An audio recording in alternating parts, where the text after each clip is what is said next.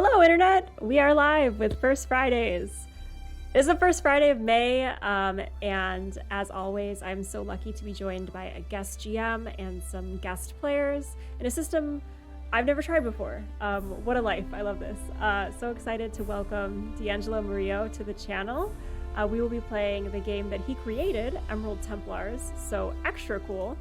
I will turn it over, as I always do, very quickly so we can get into the action here, to DeAngelo. But just a brief note, we will be raising money tonight for a charity. So instead of the sub button, I hope you're seeing the donate button. I saw it, yeah. Yay! Okay, I was gonna say, if you're not, I'll just send the money anyway. But you can click that donate button to donate tonight to the Giffords Law Center. It is a gun violence prevention organization. So we are raising money for that throughout the stream. If you're liking what you're seeing, if you're feeling good, send those good vibes over to that charity and let's show them some support. So with that, I will turn it over to DeAngelo to take us through Emerald Templars.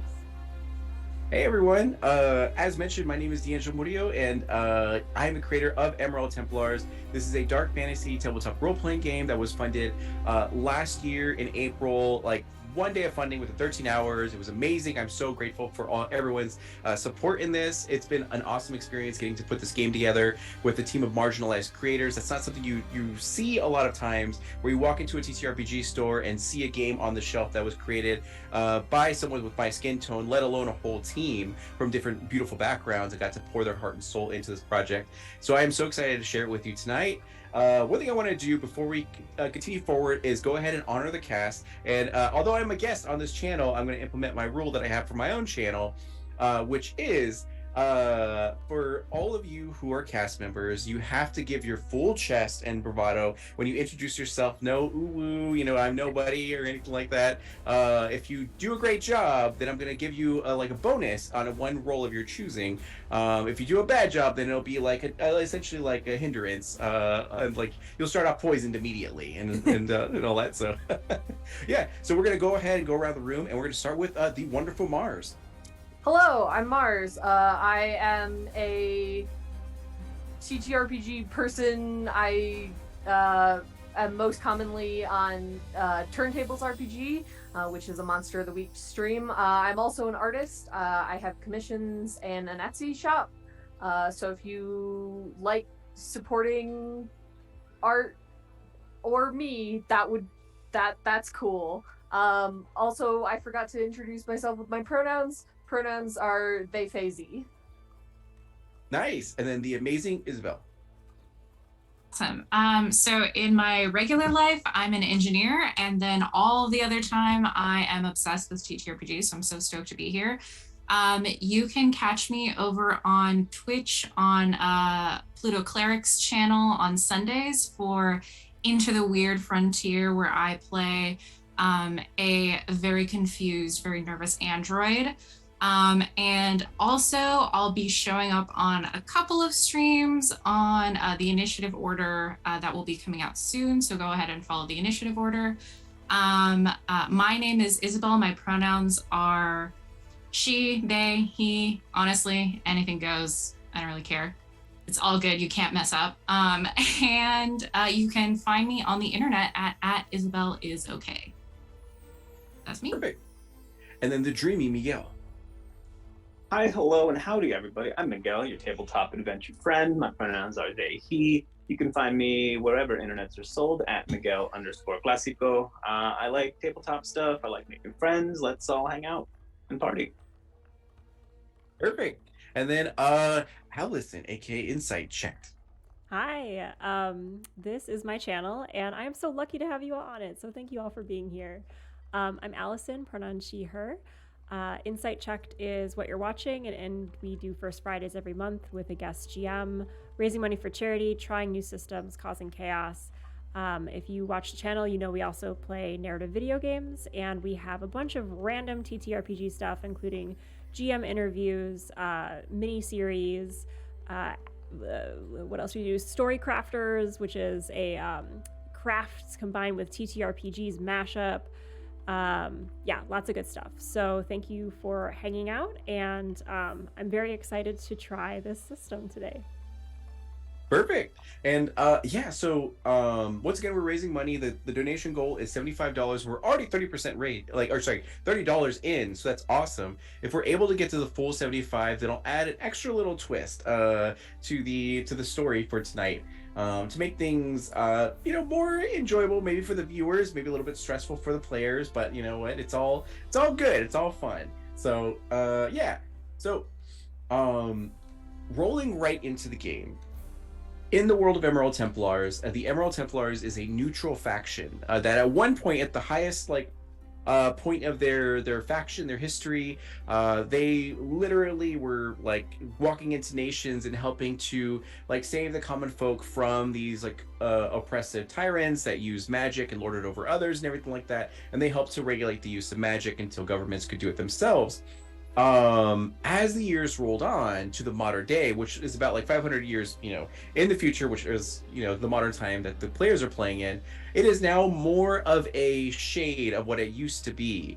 Now their work is no longer going and slaying kings and queens or anything like that, to be able to help establish sort of like order and all that kind of stuff. Now it's more so of community service or glorified community service, where they, go around and help get cats out of trees or like help old people walk across the street or anything like that. So it's not much, but a lot of people are drawn to the faction because of the bonuses that come with it, which could be like, money for healthcare, to start a new business, renown to become a politician, or if you are a convicted criminal, you can get your sentence reduced by being able to serve the Emerald Templars. By sacrificing multiple years of your lives, whether it be two to whatever, to be able to just serve the community and give back and everything. Their original faction purpose is to defend the community from like abnormal threats, but that hasn't gone on for a long time, since the government is there to step in for the common folk. So these characters are simply here just to for one reason or another, for a means to an end. So what we're going to do right now is one by one have you guys introduce your characters, and whether you want to give go and give us a physical description. If you want to give us your class as well, feel free to do so. And we're going to go in opposite order, starting with Allison, aka Anan. Yeah, so Anan is a kitsune. She uses pronouns she, her. So she is kind of a shapeshifter from humanoid to fox. She is also a paladin, and so most times you can find her. Not a typical paladin that you're probably thinking, like sword and shield and all of that. She's a paladin of nature. So most times you see her, she is surrounded by moss, bark, plants, twigs, mushrooms. They kind of like grow all over her in her human form, and then when she changes into a fox form, she shakes it all off like a dog shaking water off, and they kind of go flying everywhere with like little sticks and bark pieces. She's very passionate, opinionated, a little much, and whether she's in animal form or humanoid form, she's always kind of thinking of the trees. Very much like a intense, chaotic Lorax, if you will. That's amazing. And then Weezy. And also thank you for your $45 donation, which got us to the $75 mark. So you're amazing. I just wanted it to be. When I heard it was going to be difficult for us, I figured why not. Like TPK mode activated. Yeah, done deal. Miguel again. Zuko here. No, that's fine. I'll be playing Rogelio Marquez, aka Ol Weezy. Ol Weezy is a soldier class, grunt subclass. He's been around the block. He's like, his age is complicated. He's technically like 90, but that's because he spent an undetermined amount of time in like a time loop war between some chronomancers. So it was like the same day, but like for maybe 20 years, he lost track. Everyone else de-aged when they came out of it, but he didn't. So it was rude. Anyway, he's been around. He's been in a war here, there. He's still pretty fit. He does his calisthenics in the morning. So he, for 90 something or other, he's okay. He hasn't like lost a lot of his height. He's not hunching quite yet, but he does have a little issue in the lower back that sometimes gets him. When he's trying it's like Master Roshi status, where he's just like swole. I'm like, Something like that. Yeah. Nice. And then perfect. And then Ivy. Oh, that's me. I just changed my name. So I was like, hey, who's that? So Ivy is an orcish green witch. Her pronouns are she, her. She is like a little bit older, middle-aged, and extremely tall and broad. Like when you see her from a distance, you might think, is that like a weird tree shape in the distance? Like the silhouette. She's got quite broad shoulders. She carries a scythe. She's covered in like these like robes of her coven, which are all this sort of like moss green, and she has like 5 billion little pockets full of like these really like musky smelling herbs, which make her like a little bit off-putting to most people.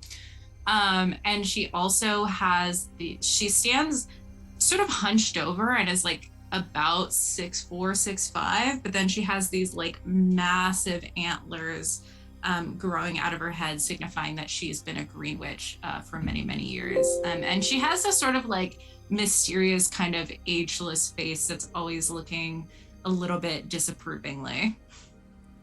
Nice. Perfect. And then Erda.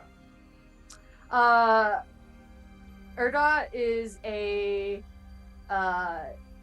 like 7 foot tall Oni who has this kind of maroon skin and a shock of like bright purple hair. They are built like a brick shit house. You're all swole. I love it. Yeah. And they are a Order of the Scorpion Paladin. So Nice. Perfect. So yes, so your assignment in this time was to go to the land of Mariposa, which is a nation that previously has not allowed outsiders into their borders. And anytime anyone would try to penetrate their thick, dense rainforest, they would be confused by the like illusions that take place naturally within the actual rainforest. Only the natives and indigenous people know how to navigate through this like land essentially. But as things have started to get like unhinged and like out of control a little bit within Mariposa, people have started to welcome the Emerald Templars along with other factions into their lands to help them unroot this sort of chaos.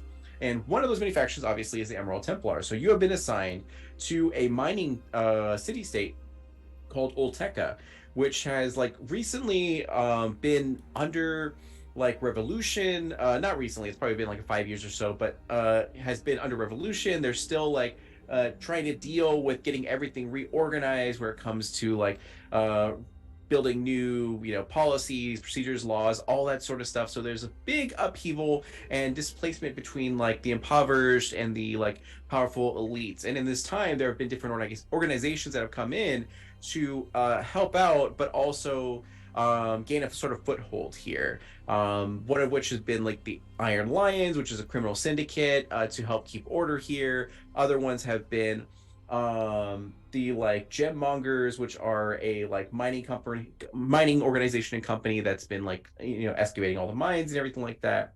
And of course the Emerald Templars. So you guys have your office here and you do what you can to help out, which there's a lot to do, whether it be helping provide food to the hungry, or just like help clean up different places that have been affected by the war previously and all that kind of stuff. And on this particular morning, you guys are getting ready, you're getting your gear on, everything looks like it's going to be a bright, sunny day as you're surrounded by these beautiful, like, rainforests that you dare not wander off into because you're probably going to get lost forever. But as long as you stay within the borders of the city-state, you're going to be fine. But as you sort of get up this day, you hear a knock at the door. Who amongst you would like to answer the door? Oh, you muted, Miguel? No, I was muted. All right. Yeah, Oweezy gets up to answer the door. He's using his like sword spear thing, kind of like as a cane. It's gonna take him a while. So if someone gets there before him, they probably better suited for it. 2 hours have passed and you've reached the door. It's like difficult terrain all the way for him. Yeah, there you go. Yeah. Arthritis does it. Mm-hmm. Perfect. Does anyone else, as you hear the sounds of like old Wheezy's cracking joints and groaning and moaning, It's like a thump with the blunt end of the spear, and then like a shuffle. I think he's still in his like slippers, armor, and everything else is on, but like the boots don't go on until he's out the door. He's A just, like, classic plump. combo. exactly, yeah. There you go. Then you hear like a wheeze because of the name. He's like a little winded, but his name actually is Old Wheezy, not because he like wheezes all the time when he breathes, but he does. It was in a battle quite a while ago. He took an arrow to the throat, and he didn't die, to his dismay. And he was like 75 when it happened. And the magic healer that fixed it up didn't quite fix it right. So every time he breathes, there's like a little like whistle kind of wheeze that comes out of just the side of his neck, like a tea kettle. It do be like that sometimes. Yeah. Does anyone else open the door, or do you going to let Old Wheezy answer it? I have a question for Miguel. How does Old Wheezy accept help? What is his general attitude when in the past we've offered him help? Because that will determine my answer. Very appreciative? Absolutely. Okay, then yes. If he was gonna be like grumpy, not about it, then I would have just let him do his thing. But in that case, I think Ivy's probably like a morning person, and she's probably up early, like making some like weird smelling tea that she's gonna insist is good for everyone. So I think she will sort of like assist you and get the door with you. Perfect.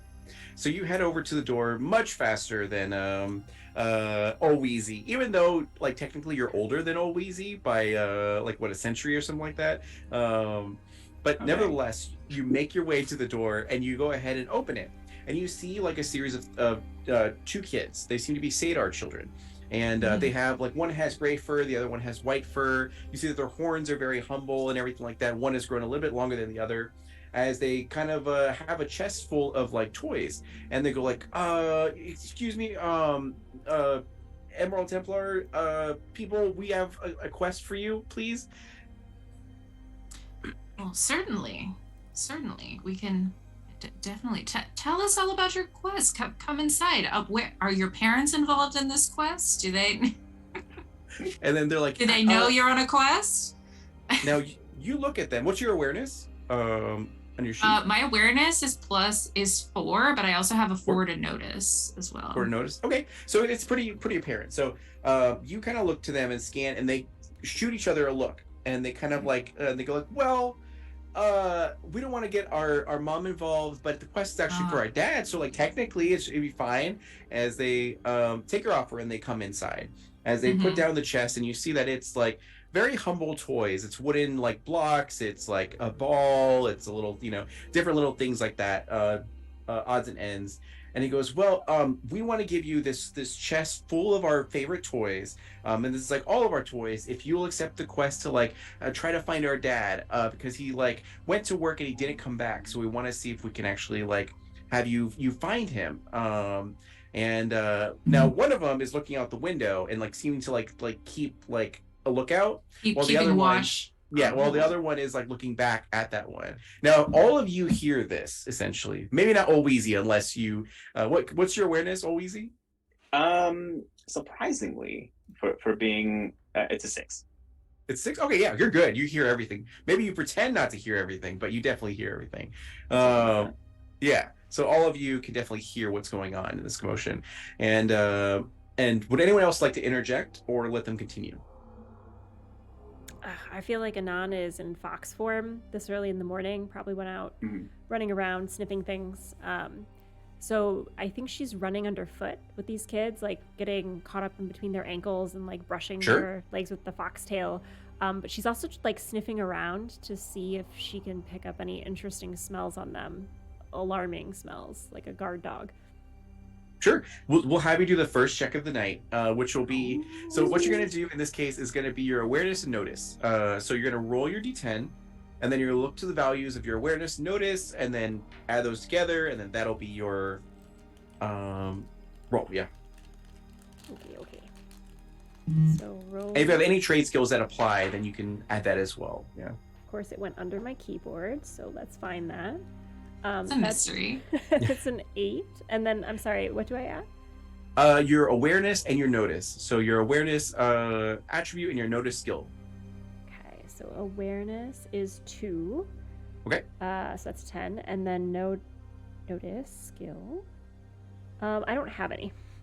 Okay, So no worries. 10. So that's 0. So what happens is your D10 is going to represent 0 to 90%. So if you rolled an 8, that's 80% that you got, which is a great score. So then you get 2, so it's going to be 82%, which is going to be like a critical success essentially, because that you it wasn't too bad that you needed or too high of a score. So in this situation, you sniff them up and down, and you realize that you're smelling like the mines sort of on them. There's a lot of people who work in the mines, like it's very earthy, very like hard work, sweat and everything like that. Not that they work in the mines, but they must work or live with people who do work in sort of the mines and everything, which is very common. Like a huge portion of this population works for the mining company and everything. So that's the details you get. At any moment of your choosing, you can choose to shift back into your humanoid form if you'd like to, or remain in your kitsune or your fox form, but you can't communicate in your fox form. Yeah. Yeah, I think Ivy will just sort of be just like chatting with these kids and just be like, okay, well, we're happy to help. I can gather the other Templars who were all posted here and see what we can do about this. We don't take payment, so you're free to keep your toys, although it is very appreciated. So don't worry about that. And actually, maybe we can bring them back. And I know you mentioned you didn't tell your mother this, but is there any reason she shouldn't know that you get help finding your dad? Go ahead and make a charm or influence in charm check. For like switch. I'm so not influential. I'm literally You're like Aubrey Plaza as like very like weird. Oh, but I rolled pretty good, so I got a 70. I have like nothing to help me with influence or charm though. No worries. Okay, so with the 70, that's more than what you needed. So in the situation, you like tell them now you're using, we're gonna say, your position as an Emerald Templar, to like loom over them essentially and just be like, is there anything we should know about? Is there any reason you don't want your mom to know? And they look to each other with a bit of guilt as they go like, well, we told our mom that we wanted to come to you guys, and she said no, like not to do it because it was a waste of your time. But like, I don't think the police are gonna be able to help us, or I guess like the guards or anything like that. And everyone's saying it's a lost cause, but we don't think that, and we know that the Emerald Templars are heroes. Like we've been told stories about how great you guys are. So we want to like take it to you guys. And we've been around the block. We know how things work. Consider this a token of our appreciation as they like scoot the box of toys to you guys as like a bribe. They go like, we don't have much time. So we'll just like say it, really quickly. Both of our parents work for the gem mongers, which is like, the mining corporation. They work deep in the mines. They work in different sections, and our dad had worked in a specific section, and he had come home one night scared and said that he saw a monster, but even though he reported it to his bosses, apparently it didn't matter, and they didn't like really do anything about it. So they like, he just had to go back to work because we needed money apparently, and he didn't come back, and they said that he was in a mining accident and things, but we don't believe that. We don't believe it at all. So we know he's alive, and we want you guys to go and like save him from the evil monsters that are down there. And then you hear one of them be like, oh no, she's coming, as you see a very like large Swole, since like apparently this town has nothing but Swole people, like Satyr mother actually like arrive, and she like looks through the windows and immediately sees her children, and like Yeah. just opens the door, and she goes, and she immediately apologizes to you guys and goes like, I am so sorry to bother you, you know, and disturb your morning with my children. You know, please disregard whatever they said. They didn't, you know, this just you know, please ignore them, please forgive us for any, you know, our trespasses and everything, and like, you know, and just come on, get out of here. As I think like, I'll try to like assure her really quickly that like it's not a problem, and like invite her to like have a cup of tea, or like I'm gonna try to like smooth over the information because I want to ask the kid another question. So I'm gonna try and like just like offer the mom like a cup of tea, or like, but if she's like really getting out of here, that's fine. But let's see Sure. if she'll stay for a second. so because you're trying to influence a new person, you will have to re-roll. I'm so bad at charm. Why am I talking to Exactly. people? But anyone else, if you see, you know, I rolled them bad. I mess did up, bad. you can always figure it out. I think I'm just like super awkward about it. Like you don't have to. I mean, you do. You're like, I oh rolled god, a an 30. adult. 30? Okay, yeah. So with a 30, you attempt to talk to the mother, and as you do so, you can see that like she seems very like busy. She has on all of her Yeah. equipment and gear, and as if she's going to work essentially. And she came Yeah. out of like, and she goes, I am so sorry. I wish I could take you up on that. Maybe in the future I will. You know, my brother was an Emerald Templar, so I love you guys and everything. But you know, I don't have time for this. I have to go to my shift and everything. And these Totally understand. you know, Yeah. these So- kids are supposed to don't be in worry. school right now. As she like scolds them, and they're just like they like leave the chest and then just kind of like wink to you guys, and then like I gave point them to the chest back, but I wink at the kid. Anon Okay. totally jumps out of the chest because she was in there like pulling at some of the toys and like poking around in there. Fox she hair everywhere. jumps out I of there. look down at Anon and I'm like, we don't take bribes. She bares her Way teeth. too serious. There you go, perfect. And then Erdod and Old Weezy, is there anything that you guys would like to do at this time?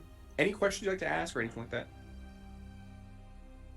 I think while this is going on, Wheezy like changed trajectory once he saw someone else is answering the door and has been maybe shuffling around the kitchen, starting to just prep breakfast for everybody. Now you're starting, yeah. I love the chorizo idea that and- it took Wheezy and- so long to get there, and as soon as his hand's on the I doorknob, know. someone else opens it and he just Yeah. turns around. Well, I guess Yeah. I'll make breakfast. There you go. Yeah. And then, So cute. and then Erdod? I think Erdot is just like watching this. I think they had a rough childhood, so the idea of like these kids like going to school and like having a box of toys is like very strange to them. So What they're privilege? Yeah. just sort of like watching this whole interaction go down. They're not good with kids. Mm. Sounds good, perfect. So in this time, she gathers her children, and the kids are like, you know, please help us. And then, as you know, you hear the mother like scold her children, and then, you know, make sure they get off to like school and all that kind of stuff as she goes to work. And you have like sort of the details that apparently this person, because they left a little like, you know, notes about what, you know, their father was named Zamin, and he was, you know, a satyr, and everything. And you can, so you can do with this information what you will. If you actually want to investigate it, to honor these children's requests, just to see if we know what might be going on, or you completely want to abandon it and then do something else. If you want to abandon it, let me know, because I have to go to another Google Doc and get that pulled up. I think Ivy is down to help these kids, but she will just sort of bring it up to the group, like once I think as we're like sort of getting ready to eat breakfast and everything, just like sort of gauge what the group is thinking. Like, so what do you guys think about this missing minor?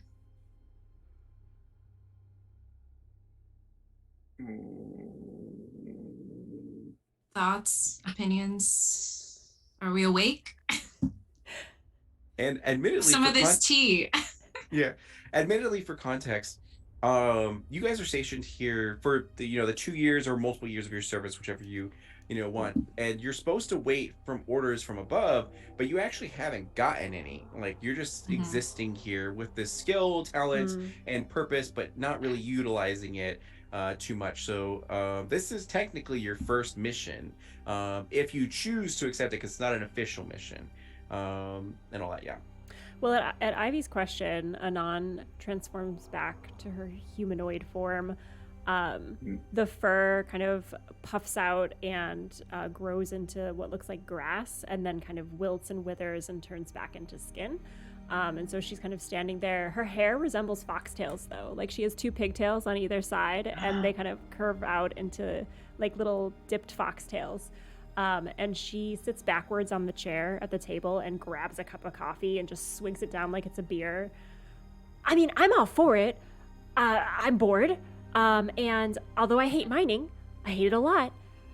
The earth is good. It smells good down there. I don't think we'll need to mine when we're down there. That wasn't part of the arrangement. Well, it's like on principle, you know? Like, I don't like being in places that are like against the earth. It's just, Okay. It just makes me angry. That's gonna happen pretty much everywhere. So I know, I'm angry all the time. I know you got to work on that, honey. Okay. What about you, Erdot? I'm down for some mystery mine monsters. I feel like we should help these kids. Not like we're doing anything sitting around here. I imagine that you guys are all making protein shakes and, like, you know, Yeah. do your morning lift. I want to and, clarify. like, Ivy is not strong. She's just you're not- really okay. tall. Got it. Okay, yeah. Like, what do you I'm wanna like do? not Shock her? strong or agile at all. I'm just tall as heck. Got it. Okay. Perfect. Okay, cool. I'm surrounded by buff people though. So you guys know, from like general knowledge and everything, that around this area there are, you know, multiple locations of interest that you could go and ask. You have a slight relationship with the like political leader of the city-state. However, it would take, you know, quite a while to actually get a meeting, and this isn't super serious, so it might not be worth their time. Not only that, but you do know that there is the Gymmonger HQ, which they actually have a corporate building that you could go there directly and sort of ask questions. And you have, as long as you have a reason for being there, as Emerald Templars, all sort of businesses and like even government officials should bend to you if it's under an official like investigation or like, you know, you're on an actual mission sort of thing. So you're and on your person, whatever you deem has a symbol of a skull and a crown, and that is the symbol of the Emerald Templar. So you can choose wherever you want to, whether it be a tattoo on your shield or like whatever, you know, but somewhere it showcases that like you're representing the Emerald Templars on official business. And then there's the miners, the actual like, you know, area where there are a ton of workers at that you can go and actually ask questions to. So whatever you think might be the best course of action for you guys. Yeah. I feel like As you can. Oh. Oh no, go ahead. Go. I feel like we should start with the miners. It sounds like the higher ups seem to be covering something up. They said it was a mining accident and they wouldn't investigate the monster. I feel like the miners who worked with these kids' dad might know more about it. Yeah, I like that plan. Solid. I like the plan. I don't like that we have to talk to them. I mean, typical, right? Like, kill a whole forest to build a mine and then mismanage the mine? It's just unprincipled, very upsetting. And she kind of looks at Ivy and then tempers herself and says, theoretically upsetting. Nice. So it's not that far of a walk. It's probably maybe about like 15 minutes from your guys' actual, you know, office and everything like that to make your way over to the location where all these miners are working currently. And is it like pretty much assumed that you guys all travel together to go to this area? Okay, cool. Yeah. Yeah, So we could doesn't take you probably create like a little cart or something for Wheezy if walking is troublesome. Like, do you think we have like a protocol? It's not that it's troublesome, as he just saves his energy for when he needs it, you know. He's going along with this whole thing, but he had a pretty good day planned ahead. Unlike everyone else here, he's been filling his days with romance novels, you know, sunbathing, And your calves are huge, like Archiving things. Do you have a romance novel like just carried with you, like under your arm or something? Yeah, probably. It's probably Yeah. his little like satchel or whatever he's carrying. You know, he's got that in there. Maybe a snack. A couple of those little strawberry candies, in case he runs into like hard candy. Yeah, Yes. that's amazing. Oh my gosh. So yeah, just odds and ends. So you make your way through Olteca, and you see that there's a lot of people going about their business, mainly workers working essentially as construction, workers, maintenance crews, all that sort of stuff, just trying their best to like uplift their community after like a civil war had occurred. And as you're walking through this area, you make your way actually to this mining operation, and as you get there, there's they look like ants essentially. As you look down and see so many people that are heading into the depths of the earth, and like, or I guess not earth, but like, and then coming out of it and everything. And you see that there are some like management that's there and directing people, and there are other like just common like normal workers. So who is it that you would like to talk to, like management or just like workers? I'm thinking workers, but also is anyone else better at talking to people than me? I'm kind of off-putting. And that'll be your influence and charm if you want to look to who's like the persuasive one. I got nothing. Is our have party? Do we have? We Do we not have a face? You're swole, but like Yeah, I have 2 influence. You're our face. I guess so. I think a lot of Erdot's influence comes from like being very intimidating, and so it's less of a like I'm a charming, like well put together, and it's more like answer my question or something bad'll happen type vibe. it was 0, and then you got a scar from battle, and then it became a 2%. Yeah, exactly. So I think Erdot walks up to just one of the like miners who maybe doesn't look like they're in a rush or something. Someone who's just kind of standing around, and says, I am here with the Emerald Templars. We are looking for a miner who believes he saw a monster. Is named Zaman. Mm-hmm. Do you have any information on this? Sure. So you go up to the first person you see, which is an orc who seems like pretty young and everything. As he like has his equipment and he's heading over, and then you stop to like hail him and everything. And he comes over, and as you say this, he was like, "Oh, Zaman, wasn't that satyr?" And he looks back to like his coworkers, and the coworkers are just like, and he was like, "No, I don't know who that is. Sorry. You should talk to my boss. Sorry about that. Love the Emerald Templars." And then wait, can I roll? What is like notice, or like what's vibe check in this game? Notice awareness, same thing. Yeah. Notice awareness. Okay, yeah. I wanna vibe check this guy, because that's sketch. Oh, I rolled super well. Okay, I rolled 90 plus 8 for notice, like because you add notice and awareness, right? Correct. Yep. Yes, the 98.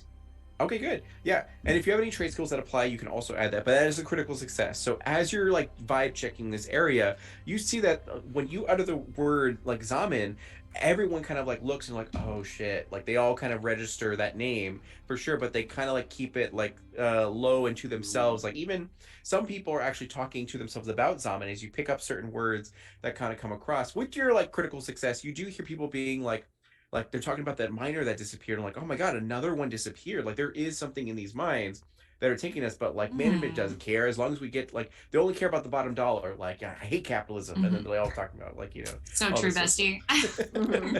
And they're all sort of talking about this. So you definitely hear that there's a lot of people that know about this, but for whatever reason they're trying to keep a lid on it. Yeah, and it's like they get reprimanded if they do talk openly about stuff. Yeah. Maybe we need to try and catch these guys when they're not at work, in earshot of their bosses. Oh, that is a great point. So at this time, you do see one of the members of management come over, and you see that it is like a we're gonna go with the risen. So it is actually like a person who had died and then was resurrected through necromancy, and they, for like every marigold flower that grows on them, it like represents like a decade that they've been alive and everything like that. And you see this person that used to be a human, kind of come over and be like, hey, I'm so sorry, like Emerald Templars, is there anything I can like do for you? We're on a tight schedule, so I can't have the workers be interrupted here, but I can help you out. My name is 1 second. My name is Samir. How's it going? As he, offers a hand for you guys to shake and everything. Yeah. Weezy gets like kind of a. Oh, go. Oh no, go for it. Go for it. He's kind of like a twinkle in his eye, and is going to try to use his status as an elderly person to maybe get one over. It's like, oh well, there, Sonny. Maybe you could point us in the right direction. We're here for the birthday party, and someone came to the office and mentioned morale was low, and one of your miners is having a birthday, and they thought it'd be swell to have the old Emerald Templars here to, show off the armor, let them ride the fire truck, that sort of thing. Sign fantasy fire truck. Yeah. They told us lunch would be provided. The least charming group is the entertainment.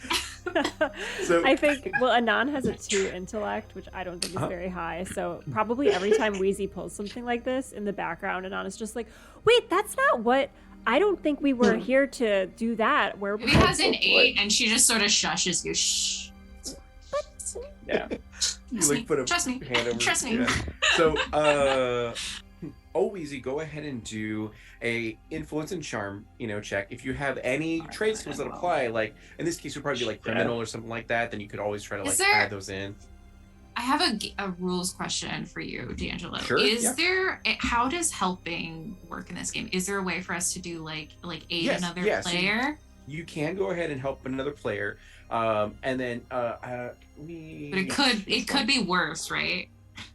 So I don't know. Actually. So if you do help, it'll be a 10% bonus to whatever they roll. Okay, then I will try to help. Okay. Snap.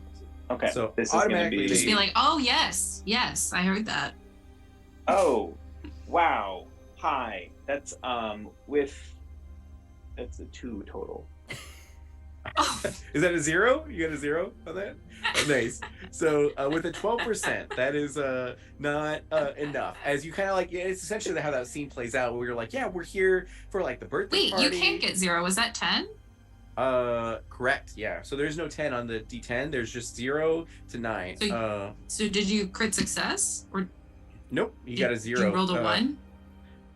So. In Emerald Templars, there is no 10 on the D10. There's no 10. That's right. Yeah. I have percentile brain. I know it's always a learning curve for at the first a little bit, but yeah. So you got a 12%, which is a failure, outright failure. So what happens at this time? Oh, I forgot. I copped on him. Yeah. So one thing that you take is going to be 5 points of anger stress because you unfortunately were unable to succeed in this endeavor. But so little of that. I got stuff to help that. We'll be okay. So as he goes listen guys, I respect your faction. I think it's really great what you're doing here. You guys have helped out my community. I've seen you guys around. So I'm just gonna give it to you straight. I kind of heard that you were asking questions about a previous worker here and everything. And while I can't really openly say anything, what I can tell you is that we would appreciate if someone could investigate if there is anything in there, just for the safety of our sort of workers, because this hasn't been the first time that this has happened. But just to let you know that we could use help, not that I'm hiring you or anything, or not that this is a business arrangement and you didn't hear from me, but there is something going on in these mines. We definitely need help, but unfortunately we're not in a position to help you out.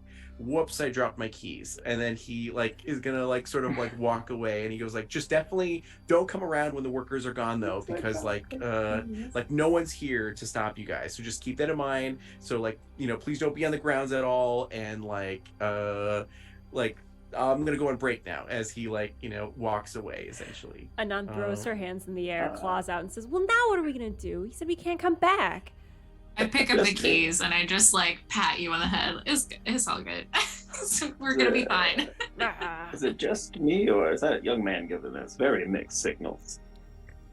Definitely mixed signals. I am deeply confused. Let's all take a walk, and I'm gonna explain some things to you guys on the way. Am I going insane though? Is that what is happening? So what happens at this time is that the workers are full-blown working right now inside of the mines during the normal work shift. There are other bosses and management that are in there and all that. So now would not be an ideal time to actually go into the mines. You can try it if you want to, or you can take his quote-unquote advice and wait till the shift ends and then be able to go in there, you know, at that point. Did you guys want to wait until the shift ends, or is there anything you'd like to do else in this time, whether it be ask more questions to any, you know, person, or do anything at all, or anything like that? After Ivy explains it to us, I feel like. Yeah, I will take the time to explain the subtext to everyone. That's the whole like montage. You're trying to explain it to them like multiple times. He said one thing, but he meant something else. But do we know? Are there like, do they work like multiple shifts, like day shift, night shift? So would there be workers off shift we could talk to? There does not seem to be. So once the shift ends for the day, everyone kind of exits and there's goes all home. One thing. Yeah, and they lock up for the night, it seems like. Yeah. Okay, but we have the keys. Mm-hmm. Okay, what do you think, guys? Let's wait until they're gone. I'd like to have more. I wish we could have talked to one of these guys off of work. Maybe we can try to catch one of them leaving before they get home, or if they hang out at like, you know, like a tavern or something after work, we can try and catch one of them away from their bosses, because I want to ask questions about this monster. They have like a lunch break. Could we return with food and bribe some of them? We could try that. Yeah. Sure. So whoever's gonna make the food, I'm gonna need you to make a we're gonna go with a D10, and then it'll be a craft check, which will be there we go. It's essentially gonna be like probably an intellect and then craft, and then if you have a chef, then you can add your chef bonus as well to like make them a meal, or you can give them your money, whichever. But you have a bigger bonus if you actually make them a meal, because I dumped all my trade skills into chef, so. Did you really? Nice. All right, cool. So go ahead and roll it. So it'll be your D10 at base, and then you're gonna go with your like intellect, craft, and then chef. I'm rolling this again. That one is not getting rolled again. Okay, so then that's gonna be a 42. Well, I'll help to bump it up to. I don't know if that will do enough. My dice aren't cool today. Or I could also try cooking if we wanna. I don't know. Maybe we only have one kitchen. I don't know if we can do that. No, 42 is fine. It's a success. Okay. So what do you make? First off. For the sake of versatility, mobility, and these are people on the move. They're miners, they're grinders, they're dreamers, they're weavers. They're gonna need something that goes with them. So it's obviously gonna be a batch of burritos. Sure, that works. So as you sort of make this, you head home really quickly, quote unquote. But you bring it back, and they're hot and ready, and it's in foil. And as some of these miners come out, you do see like a few of them. Now, what you can do, or anyone can do, is a notice and awareness to see who might be the most willing to like give information to sate their hunger, essentially. Here, so yeah. I got a 68. Yeah, you Yes. immediately can see that there's a group of people that are like, I am so famished. I would do anything for food right now. Like, what about I you just guys? Like, like yeah, same. angle old Wheezy toward them. You're like, hey kids, this way. Yeah. It's like I think so Anon on the corner is like seeing someone with a sandwich and like takes it away from them and says like, "Hey, that's mine. You need something to eat, don't you?" Like she's just being really unhelpful. my wife made that for me. Well, Like, it's mine now, and burritos are better anyway. She just takes a big bite out of it. Perfect. So at this time, these people who you've attracted by your, you've attracted to the yard thanks to your burritos have, come now. So you get an automatic success because you made these burritos and they're good, they're decent, and everything. So as they're eating them, they're like, "Oh my god, thank you so much! I was craving this. This is so amazing." And like say what you will about the Emerald Templars, but I think you guys are pretty cool and all that as they like chow down. Is there any questions you guys would like to ask while they're in your presence and appreciative of this gesture? No, but I put a tip jar. It's like subtly just like it's the S is backwards. but... Maybe I don't know. The rest of the game is just our side business. Our I burrito mean, side honestly, hustle. yeah. So anyway, we have a new adventure planned out.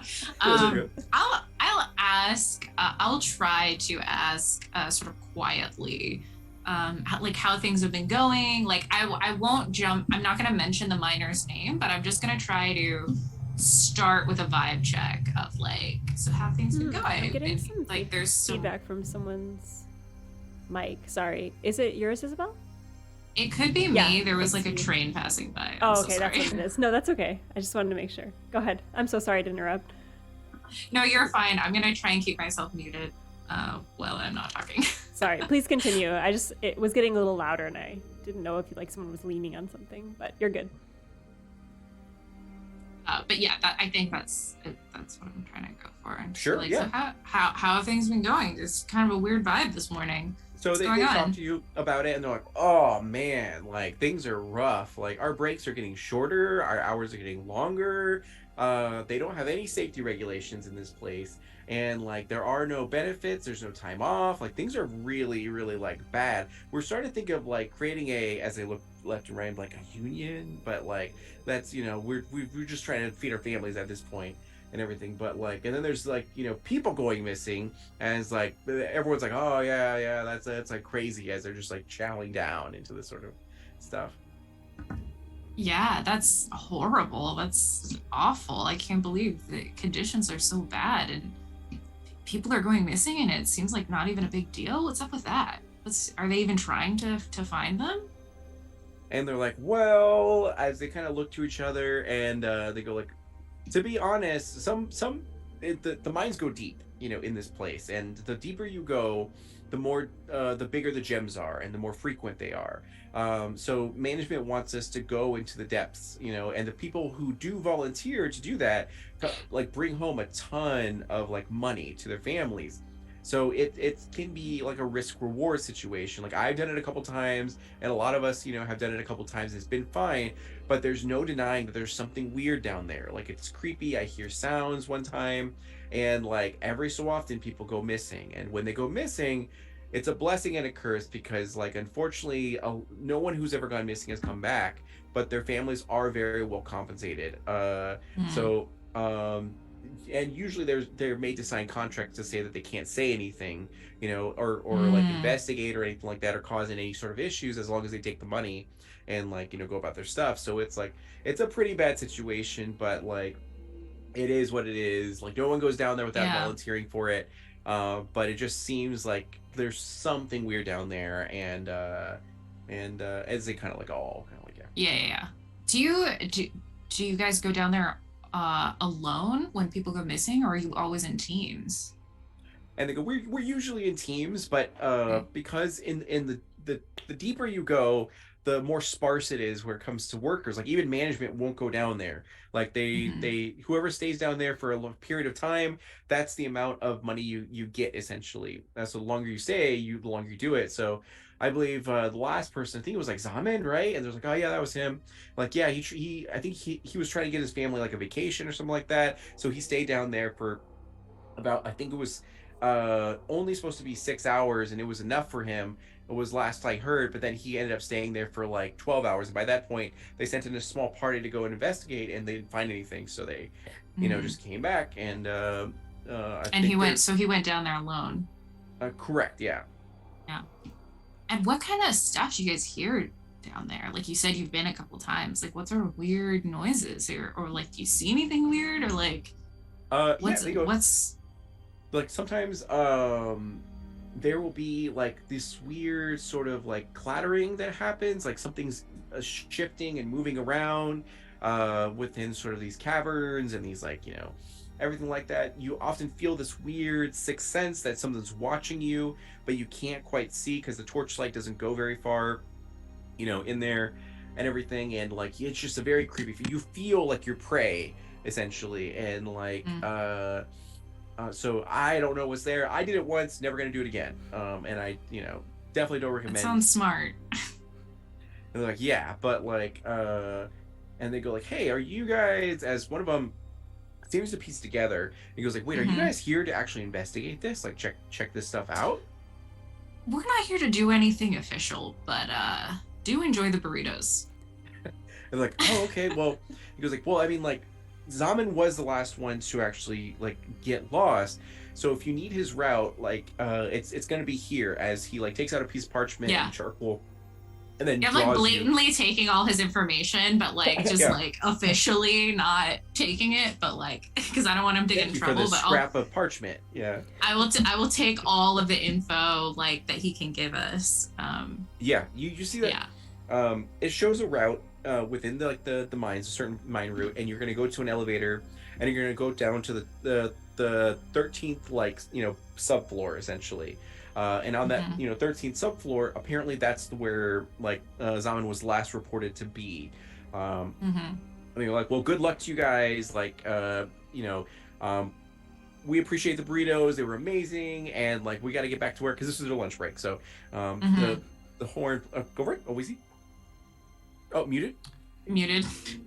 Still, again, I keep doing that. Sorry, y'all. You're good. Wheezy just tries to catch him. He's like, "Oh, good luck to you, youngsters, and maybe you could use this more than me."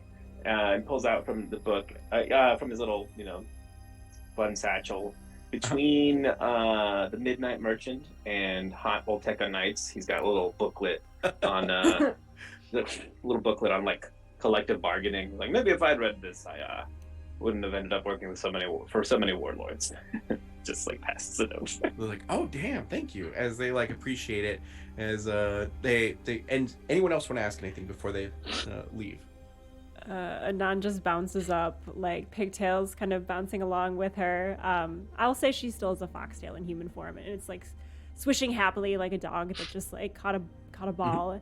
And she's holding just under both arms a bunch of sandwiches. And she's like, I got him. Lots of people need burritos. It's done. Meanwhile, in the background, they're like, that's them, officer. Is like... That's what the rest of our afternoon is as we're waiting before we can go. It's just like handing back sandwiches and explaining ourselves. Didn't mean to do that. We're on official mission. We're sorry. That was not. It's amazing. And then, Erna, go for it. Mm-hmm. Oh, I don't want to ask anything else, but I specifically wanted to ask about anything they could have observed with the monster, because I'd like to see if that rings any bells, because I do study occultism. So I want to see if like, because I'm into some weird stuff, so I want to see if that like clicks anything in my sort of research brain. Sure. So you can do like intellect, and then like probably notice and occultism would probably be the main ones. Let me check the That's gonna be a lot. Notice. It's probably notice and occultism, Okay, so I rolled a 70. My intellect is 8, my notice is 4, and my occultism is 12. So whatever that total is. Okay. So Uh, 8 4 is 12, so 24, so 94%. 94. Yeah. So with the 94%, you gather this information, you think about what, the situation, and you know that different like areas of study for you have revealed that the way that Mariposa got to the way it was not through the people that live currently, but from a previous civilization. They did something to this rainforest and enchanted it with this powerful magic. And you know that that Mariposa, just like a lot of other places, are a civilization built upon older civilizations. So you could imagine that, like, maybe there's something that happened in the mines, whether it be elementals or it might be, ghosts or something around that range, where something weird happened and it's causing this sort of issue. It might be natural or abnormal, you're unsure at this time, but it's definitely not within the realm. It's definitely within the realm of possibilities that it could be something weird. But in order for it to be something occultism like, there needs to be people involved to make it that way. And it doesn't seem like many people go down there, so it doesn't seem like a cult or anything. It seems so it seems like more like natural, but like maybe some remnant of the past or something. It might be, yeah. Okay, I think I filled the team in on that in the afternoon as we're sort of figuring out what our next move is. Burke. So at this time, you can choose to do something, or you can let time go by to wait till the whole shift ends, and you can slip in once everyone leaves with the key, and then go down into the mines to investigate thoroughly. Yeah. I feel like we should do that unless you all want to explore some more leads. And always you got 6 monies from as a tip. I rolled it from like the burritos and everything. Yeah. That gives me 13 total. 13 monies to my name. Why do you think I'm working for the M1 Templars? Yeah, right? This was Wheezy's retirement plan. He got to the age where the warlords stopped hiring. They're like, that? No. And he's I got to do something. And I knew they take anyone, so. You're with the Emerald Templars for healthcare. That's like, pretty much. Yeah. Mm-hmm. Yeah, I don't think there's anything else. I think unless someone wants to. Okay, so just really quick, I think Anon would reach into one of her many satchels and pull out a sandwich that she refused to give back earlier after the whole situation was explained. We had to give it a burrito. Yeah. Yes. But she hands it over to Erdot, and I kind of, if it's nighttime, we're waiting till night, I assume, right? Yeah, so yeah. Kind of maybe they're sitting out in front of the house or something. I'm just picturing like a nice like silhouetted conversation with the moon or something.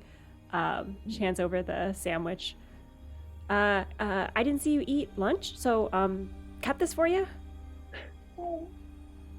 Thanks. I didn't eat lunch. I forgot. But I appreciate that. Busy day.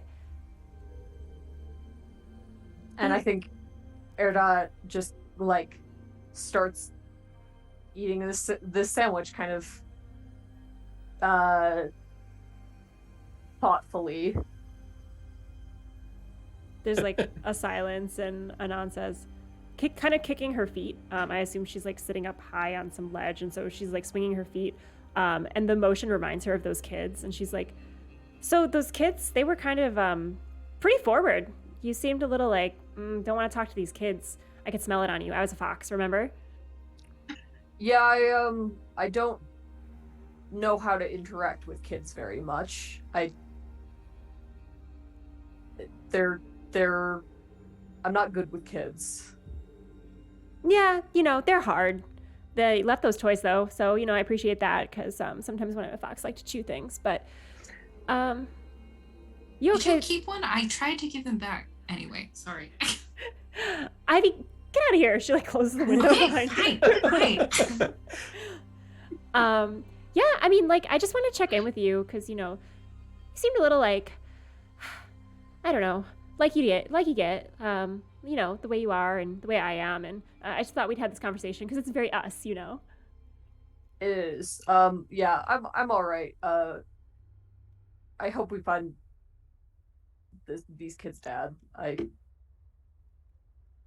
It uh losing family is hard. Do you think Anon would know your situation, Erdot? I think Erdot has kind of like hinted at it, where you maybe know that their parents were out of the picture, and based off like their kind of vibe, I think you can get it's probably not too hard to piece together that like something tragic happened, but I don't think you know the whole story. Mm-hmm.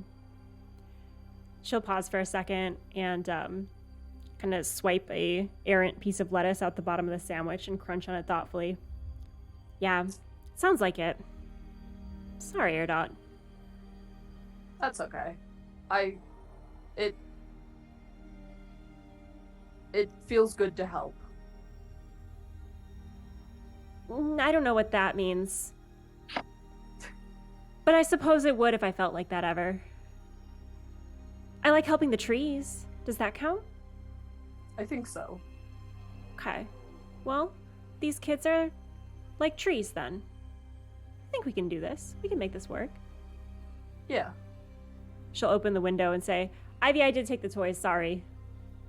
I know. It's okay. And we gave back most of them. It's fine. Poking out of your satchel are like 8 toys that you like kept. That's amazing. So time now passes. As it gets to nighttime, you hear the sound of the whistle sort of blow as all the workers are like, lumbering their way out after a hard day's, work, and it kind of clears out after a while. And you see the management go into the gates and kind of like lock them as they walk away. And sure enough, you're left there alone in this like dig site. Now, with no one really sort of in sight, there are some overnight security that kind of like wander the premises, but they are pretty sparse, it seems like. And these gates are pretty thick, so it seems like they're pretty confident in their security. Yeah.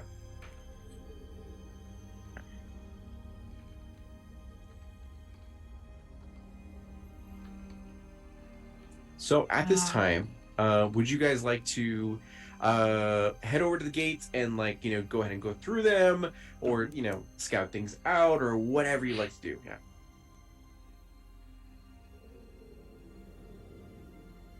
What do you think, guys? Any preferences? I think Erda is gonna like scout things out, like take a peek around before we like go up to the gates, just trying, Sure. because they're pretty tall. Maybe they're just kind of like, where anyone around? Yeah. Sort of. Okay, so what you're going to do is you're going to do your notice awareness. Okay. And if you have any trait skills that benefit you, then you can add that, whether it be investigator or like even criminal might work. Yeah. That is you said notice awareness? Notice awareness, yep. Okay, 92.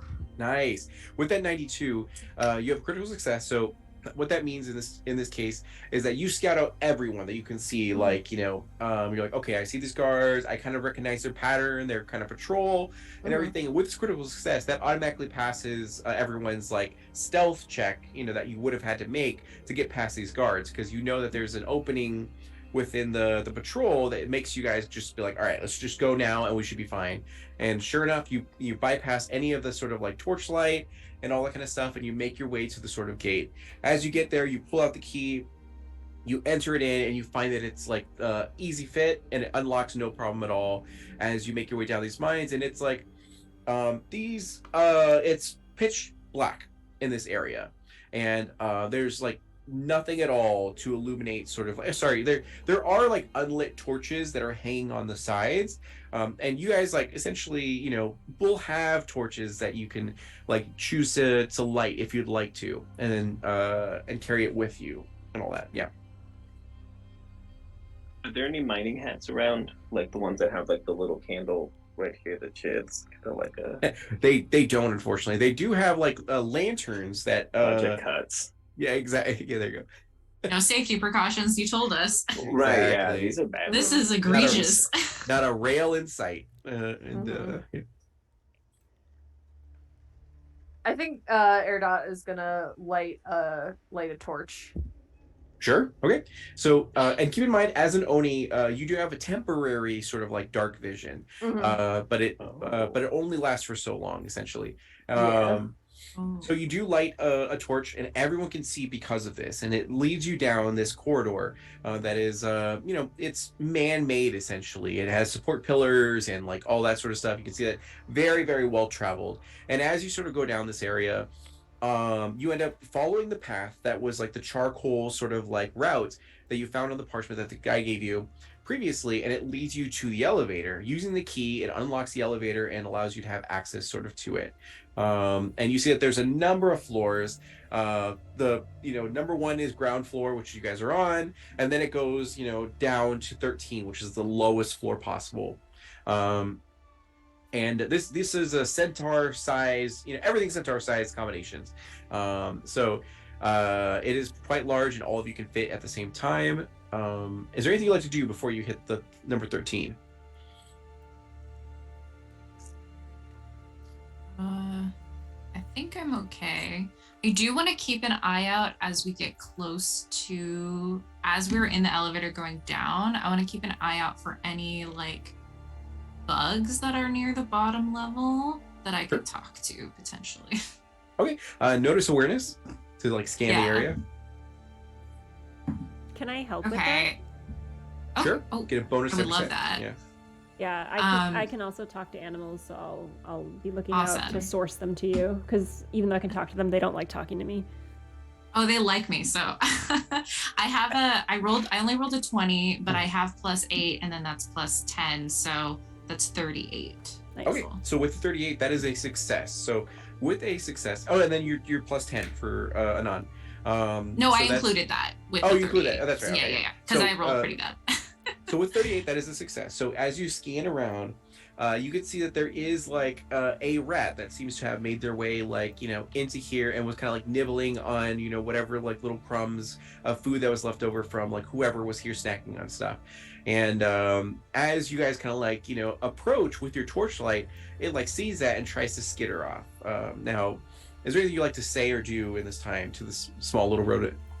Yeah, I hold out a little piece of burrito and I whisper, "Hey buddy, it's okay. Can I talk to you for a second?" And I sort of lean down, and you guys just hear chittering because I can speak to animals and plants, and they regard me as friendly as long as I don't do anything like You're like messed squeaky, up to squeak, them. squeak, squeak, squeak, squeak. yeah. It's very Kronk. So sure enough, it skitters to a halt as it looks back at you, and then goes like, "Oh my god, I can, I can talk to you." And they kind of like thinks about it and goes like, "Are you like a witch of the greens? Like, are you a green witch?" Yeah. And it goes, "Oh, well, it's good to meet you. Like, I am so sorry to like, be in your presence at the time with my, just trying to, eat a little bit, get some snacks and all that Buddy, kind of you're stuff." fine. I got a whole quarter chunk of burrito right here with your name on it. He's like, "Oh my god!" As he like throws his like moldy scrap of bread and then scampers over. I'm and like immediately- hold him in my hand as he's eating, just like so nasty.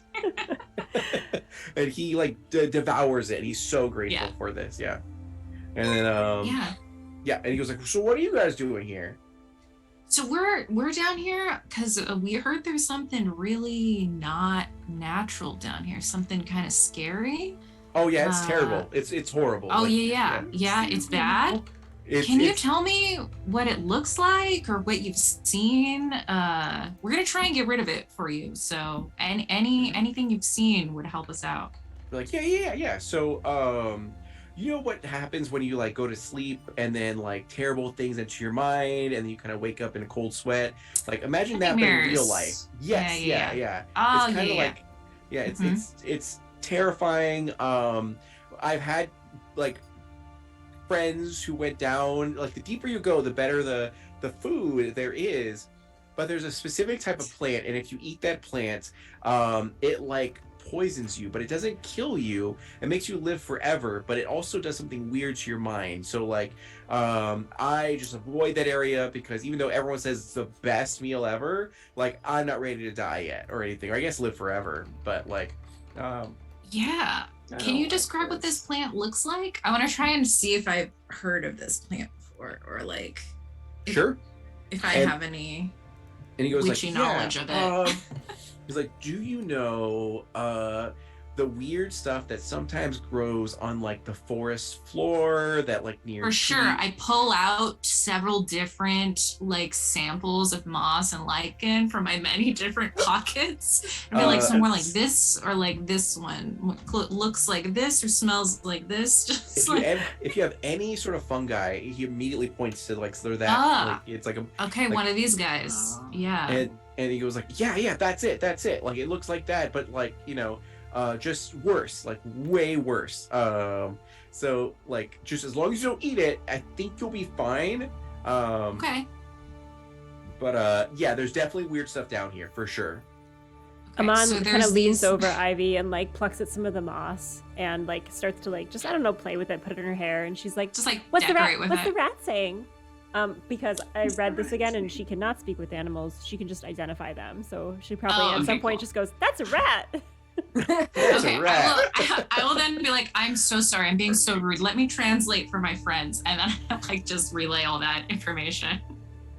And yeah, and he goes like, there's definitely dangerous things down here. And you just, as long as you don't eat it, I think you'll be fine. But I also wouldn't recommend you be here. But I mean, I guess you're a green witch, so it's like your duty to like protect, you know. Yeah, I kind of gotta.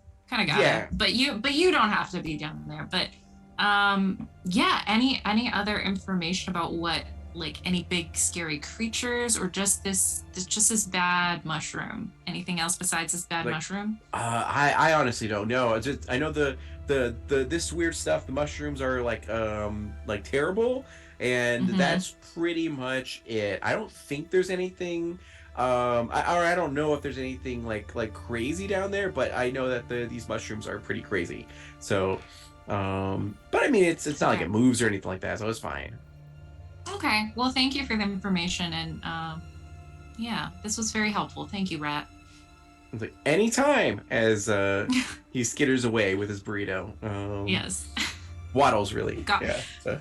I look over to Old Wheezy and I'm like, thank goodness you made those burritos. They've really come in handy a couple times today. Indeed. Indeed. So perfect. So at this time, you guys pile into this like elevator, and you find all the floors from ground, floor to 13 to the subfloor, and you click in, 13, and this elevator hums to life as it kind of shakes and shudders, and then sure enough, it slowly begins to descend down. Now there is a light in the elevator, and it does power on when you activate it and turn in the key. So you do have some illumination here, and you can see the different floors as you pass them by, and they look like pretty like normal. It looks like we lost them. Lost Mars? Oh no. Yeah. Uh-oh. Mars. Is there elevator music? Yes. Yeah, there you go. In the elevator, it's like do do do do do. Yeah. Let me BRB us while we find out where Mars went. Sure. Yeah. Oh, they're typing in our chat.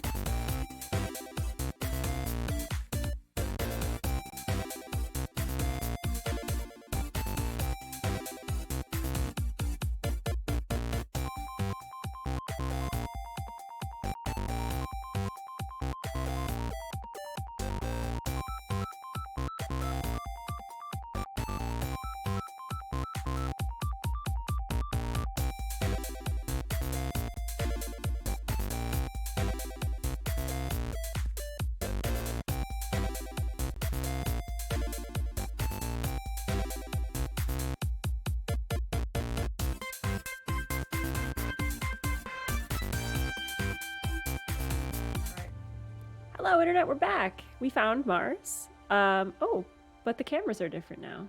That's fun. Oops.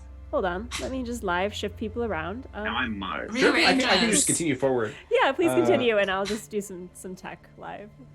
Yes. So at this time, you like click the button for floor 13, and you see that it like shudders and hums to life as the light turns on overhanging like towards you as you kind of like descend down deeper and deeper. And every floor you go down, the pressure you can kind of feel on your like in your head kind of grows a little bit.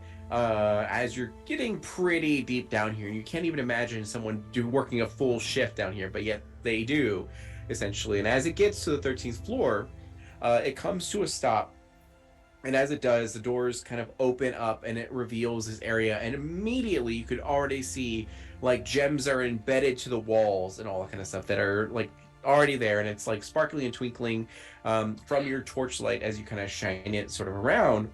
And yeah, so is there what would you guys like to do at this time? Just head forward, or any sort of checks at all? I guess like maybe just like another like sort of awareness kind of check, just to keep not be running into anything unawares. Sure, that'd be a notice and awareness. Anybody do one of these? Or... Yeah, I think if we you could like all to. Yeah. look out. Yeah, right. We're just looking. I rolled well though. 88. These dice are 88? doing well for me. Good. Yeah. So with an 88, yeah, that's very successful. So you look down this corridor as far as the torchlight will let you, and you immediately see that there's abandoned equipment that's here. And you see a sign that immediately greets you that's like, caution. Due to complications with this like floor, we urge all workers to turn around and head back up and talk to management before proceeding. Like, do not come down here, do not go any further, like go back, and it seemed like this is fairly new that it's been put in here. But beyond this sign, that's when you see the abandoned equipment.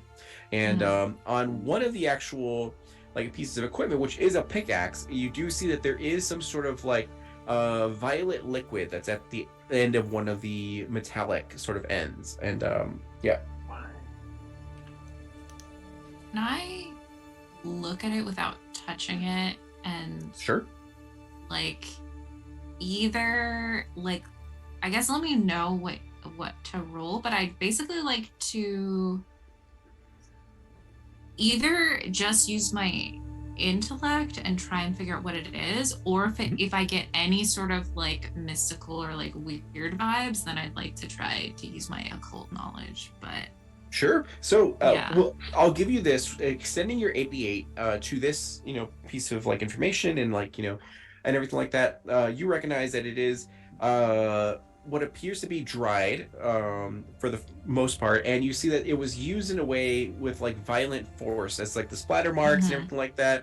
Like it was used as kind of a weaponish thing. As you look at it, it does not smell like blood in any capacity, or anything like that. But it definitely is like violet. It has a very rancid smell, and it's like kind of odd looking. In the distance, though, you do see out of the thickest, largest puddles of this violet liquid, there are some fungi that are kind of growing out of it. And other than that, you do see that there are there were some boot marks that kind of led like normally into there deeper, and then suddenly there's drag marks that go like further away from the elevator. yeah. Have I studied anything in my occult or witch lore about like sentient fungi? Go Or, to like do extremely large fungi?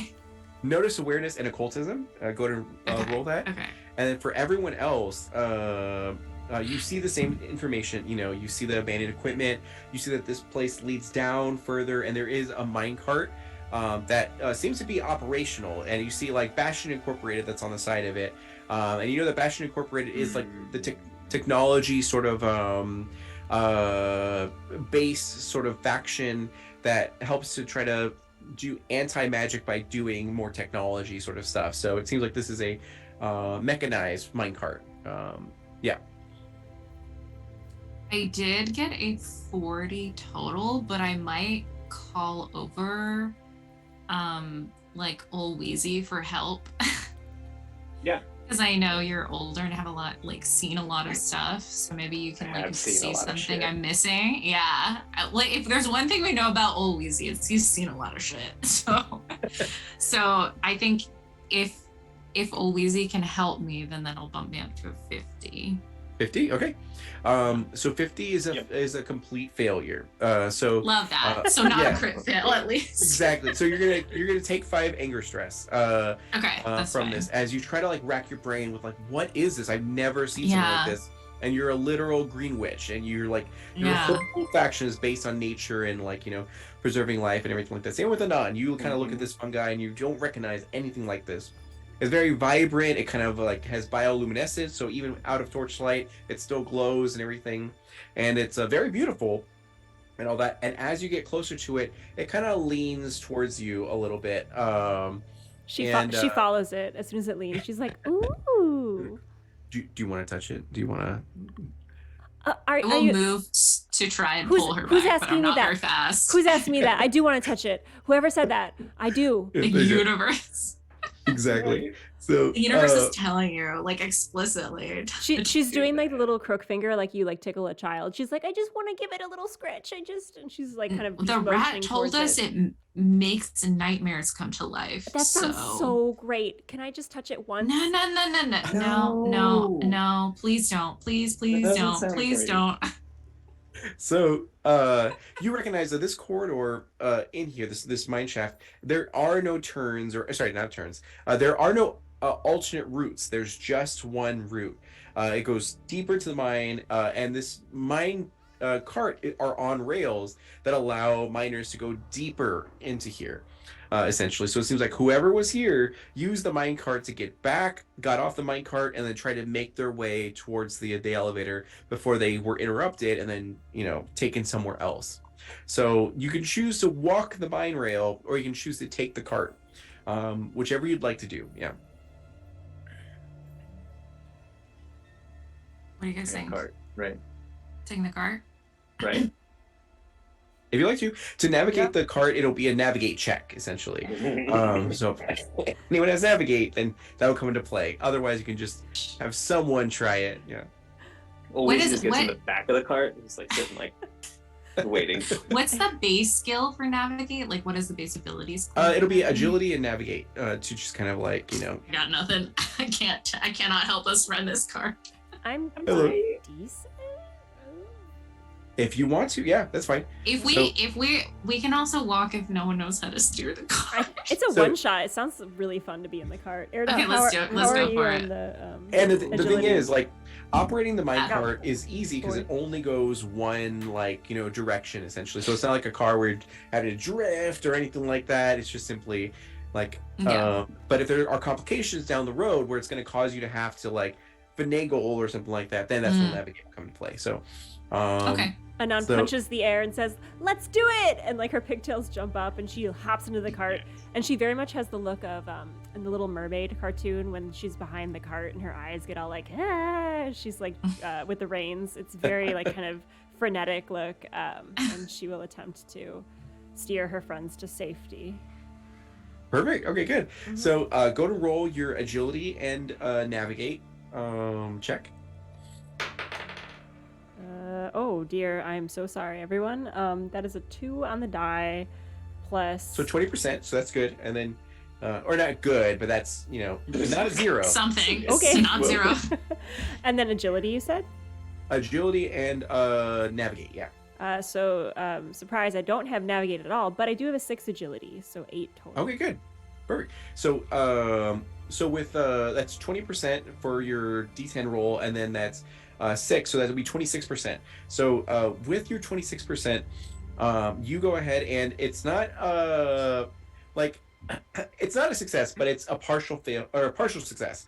So you're able to you take a few you put in the key essentially, and then you kind of look at the different knobs and mechanisms, and you kind of start doing what you think will kind of work, and eventually it does work, but it's very shaky. It's like not really working too well, but it still proceeds, and it's better than walking. So you make your way deeper into these mines, and as you do, Really the quick, free- can Anon look back? I would love to know what the party members look like in this moment during the minecart ride, as she's like, "Buckle up, everyone!" Just like white knuckling, just gripping the side. like, this is not natural. Blah! It was like, okay, perfect. I think Erda looks like a dog with their head out the car window, just like thrilled by this. Like, So happy. It's like Disneyland. Yeah. It's, Love that. it's so good. Oweezy takes any opportunity he has to catch a little bit of sleep, you know. So he's probably has his spear right here and is just kind of dozed off with his forehead against We're like- it, just like It's like the Indiana Jones ride, but you're just like Yeah. sleeping through the whole thing. It's a like quick little like your body yeah. is violently moving back and forth, but you're snoring. Mhm. That's amazing. So Awesome. as this is happening, again, it's shaky, you know, like you feel like it could go faster, but it's, you know, it's still moving forward. So as you go down, the frequency of gems that are shining because of your torchlight is starting to increase as the even corridor that you're in begins to grow larger and larger until it comes into like an entire cavern where your torchlight can no longer see the ceiling and you can no longer see the depths at which like the floor is. Like there is like a bridge essentially with rails on it, and that's what you guys are on. And it's at this time that down the way you see that someone turns around the corner who's a satyr with a gray fur that's a male, it seems like, and is running essentially for their life. They look very haggard, very gaunt, Whoa. and they're running essentially towards you guys. So you're gonna have to stop this minecart immediately in order to avoid hitting them. So once again, Anon, go ahead and do your agility and your navigate. That's me. And sorry, And I try to help by just like grabbing her attention. It's faster. right? And say that's how I'm helping. I had the Once cognitive again- dissonance of seeing the 10 on the die, and this is 0. Oh no. So once again, because of your guys' great intros, you're going to get an automatic 10% to a roll of your choice. So if you want it to be this one, you can choose to have it be this one, or you can save it for later. But you automatically get a 10 from Ivy helping you out, trying to like look over your shoulder, trying to navigate thing, and then you have 6, so that's 16%, Mhm. which is still a complete failure unless you want to use your 10 that you had. I will. She has her arms in the air, I think, and she's like, wee! And then she sees that they're going horribly off course, and she's like, oh, whoop, whoop, whoop! And she'll try to grab the wheel or And- steering mechanism, and I'll use that 10. Okay, perfect. So that'll then be a 26. So 26 is going to be a partial failure. So with the partial success. So with the partial success, you're trying your best to slow it down, and you were already going like 20 miles per hour, and now you're going, maybe that might be too fast, I'm not sure. You're already going like 20 miles per hour, and now you're slowing it to like, 10 miles per hour. So it's like still some speed, but not a crazy amount. And as the minecart's going and going and going, he's like looking back to see if there's anything chasing him, and he looks forward, and that's when he gets like hit by the minecart, and it kind of like knocks him back, but he's not like dead or anything, as he's like visibly like he's sort of scrambling up and getting up, and then looks over to you guys and goes like, "Oh my God, is this an illusion?" As he kind of like puts his hands in his sort of his face, and he goes like, "Is this legitimately the Emerald Templars? Like are you?"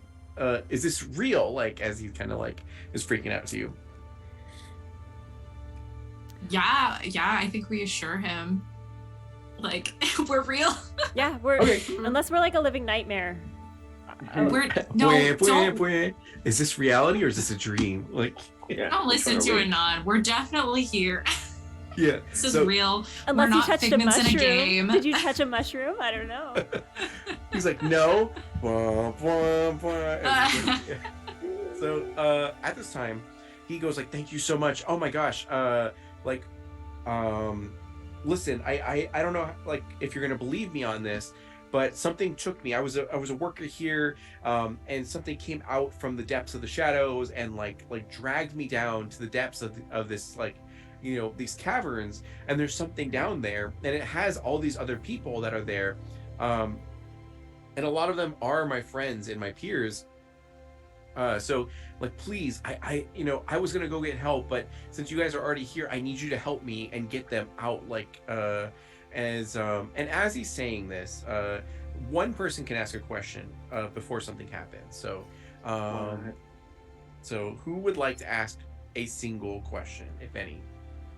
Not me. Old Weezy's kind of like Still sleeping. stretching out, taking his time to get out of the cart. You know. So cute.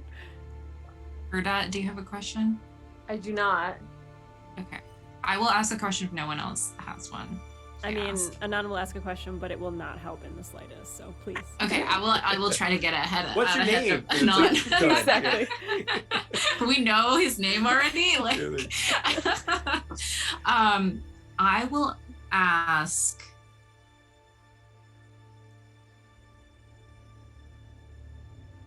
Did you notice anything that will hurt it? So I want to know how he got away, basically.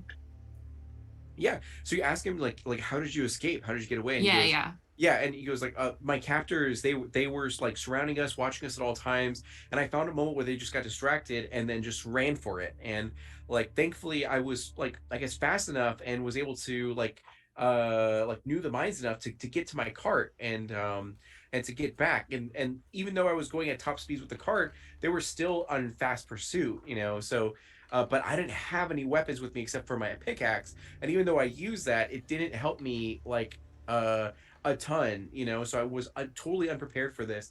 But they're the miners have been going missing because of these depths, and they're all down there, and they're still alive, and we can free them. I just please need you guys to help me. With Yeah, your, well, yeah. We'll help you. Yes, we're gonna help you. So who amongst you has the highest awareness? Probably. Or any knacks that deal with like surprise or anything like that? I have 2. Two? I only have 4.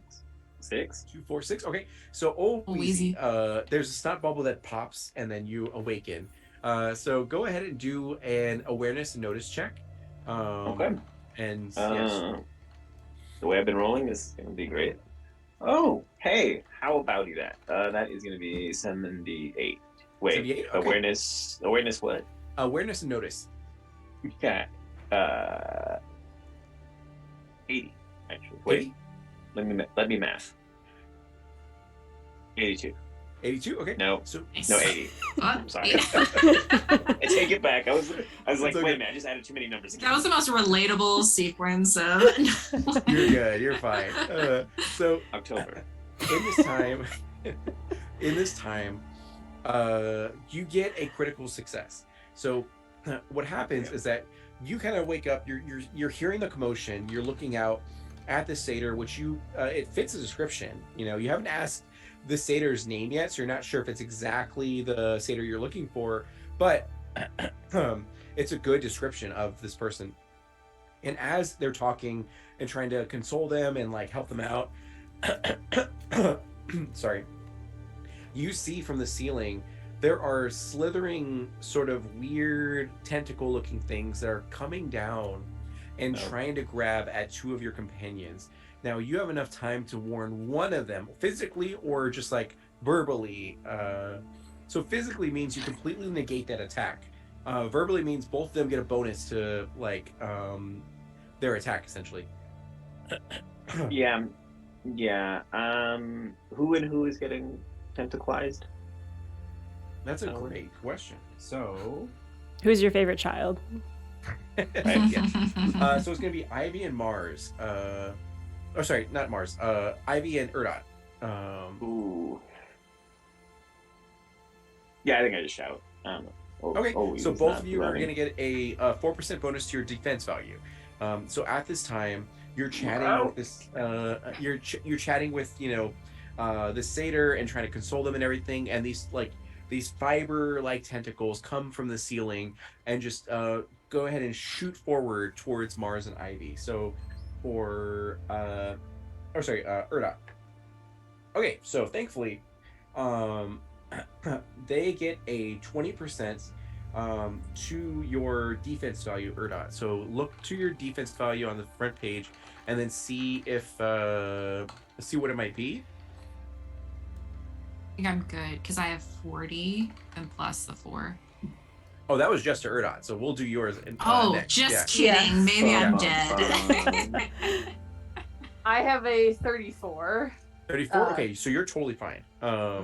So they had a 20%. They needed at least a 24% to be a partial success. So they completely failed.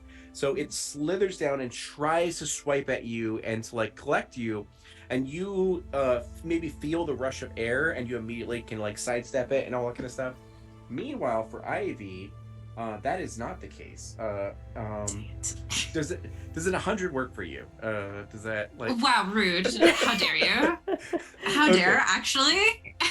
All right. No, how about not? So in this time, they go ahead and you feel like as you're talking to the satyr and trying to figure out what's happening, maybe you got out of the cart or stepped up, from the cart to get out. Definitely, Or yeah. something. Yeah, and you feel this rush of air, just like maybe you saw it on Erdot, where something tried to grab them from the shadows, and it missed. But then for you, you look over and see this fibrous sort of tentacle grab at you, and it pulls very tightly around your sort of like midsection, dealing 4 physical stress, and it lifts you 10 feet into the air. Love that for me. Yeah. When can we react? Question real quick. yeah. Was I within 10 feet of, Sure. I guess position 1. Then I'd like to, for the people, one of my moves is a grunt. I can spend 3 exhaust or exhaustion and take that damage instead. Okay, so you want to like swap places essentially. Yeah. So you do that. So you One of use the things your I do. you use your skills to actually help out your fellow like soldier and everything like that from combat and everything, and you're able to stop Ivy from getting into this position, and you get into the tentacles instead and get lifted 10 feet into the air, as you're like seeing your companions, all that kind of stuff. So now at this point, go ahead and roll your agility and then your base D10. I'm not agile, so this is Okay. pure luck.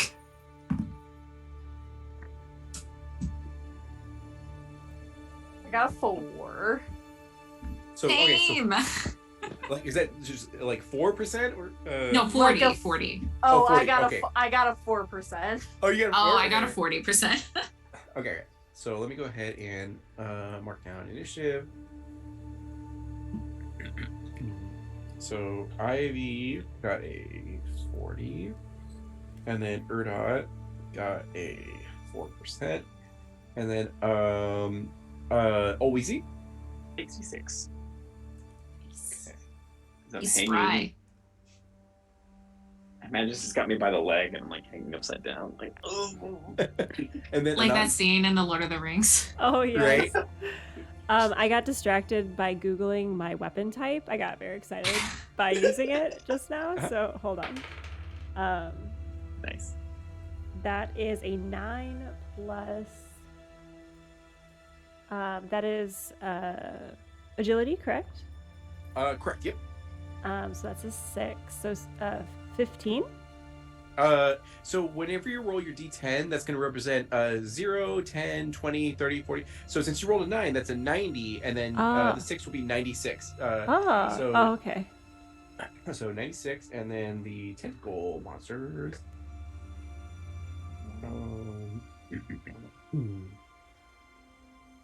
Okay, I think the math clicked. I get it now. Yeah, it's a little bit awkward because I've had people that are like, "Oh, I play Call of Cthulhu. They use a percentile system too," and I'm like, "Sorry, mine's like different." And then This is not the same one. yeah, or like apologize. Okay, cool. So I think what we'll do is we'll let Anon open the fight really quickly, and then we'll go ahead and take a break, and then go to the rest of everything. So Anon, you see that there are 2 slithering sort of like tentacles, and you guys are on this like 10-foot wide, 60 feet like in length sort of bridge with the rails on it. So two people can stand shoulder to shoulder, like on this sort of bridge Cool. and everything. No rails because like they're cheap and everything. The company. Oh yeah. And yeah, so there are tentacles within reach. They're pretty large, and one of them has your companion dangling 10 feet in the air, not over the abyss, but like over the bridge. Yeah. And just the source of the tentacles, are they coming from below this bridge or from above? The ceiling, it seems like. Yeah. Okay.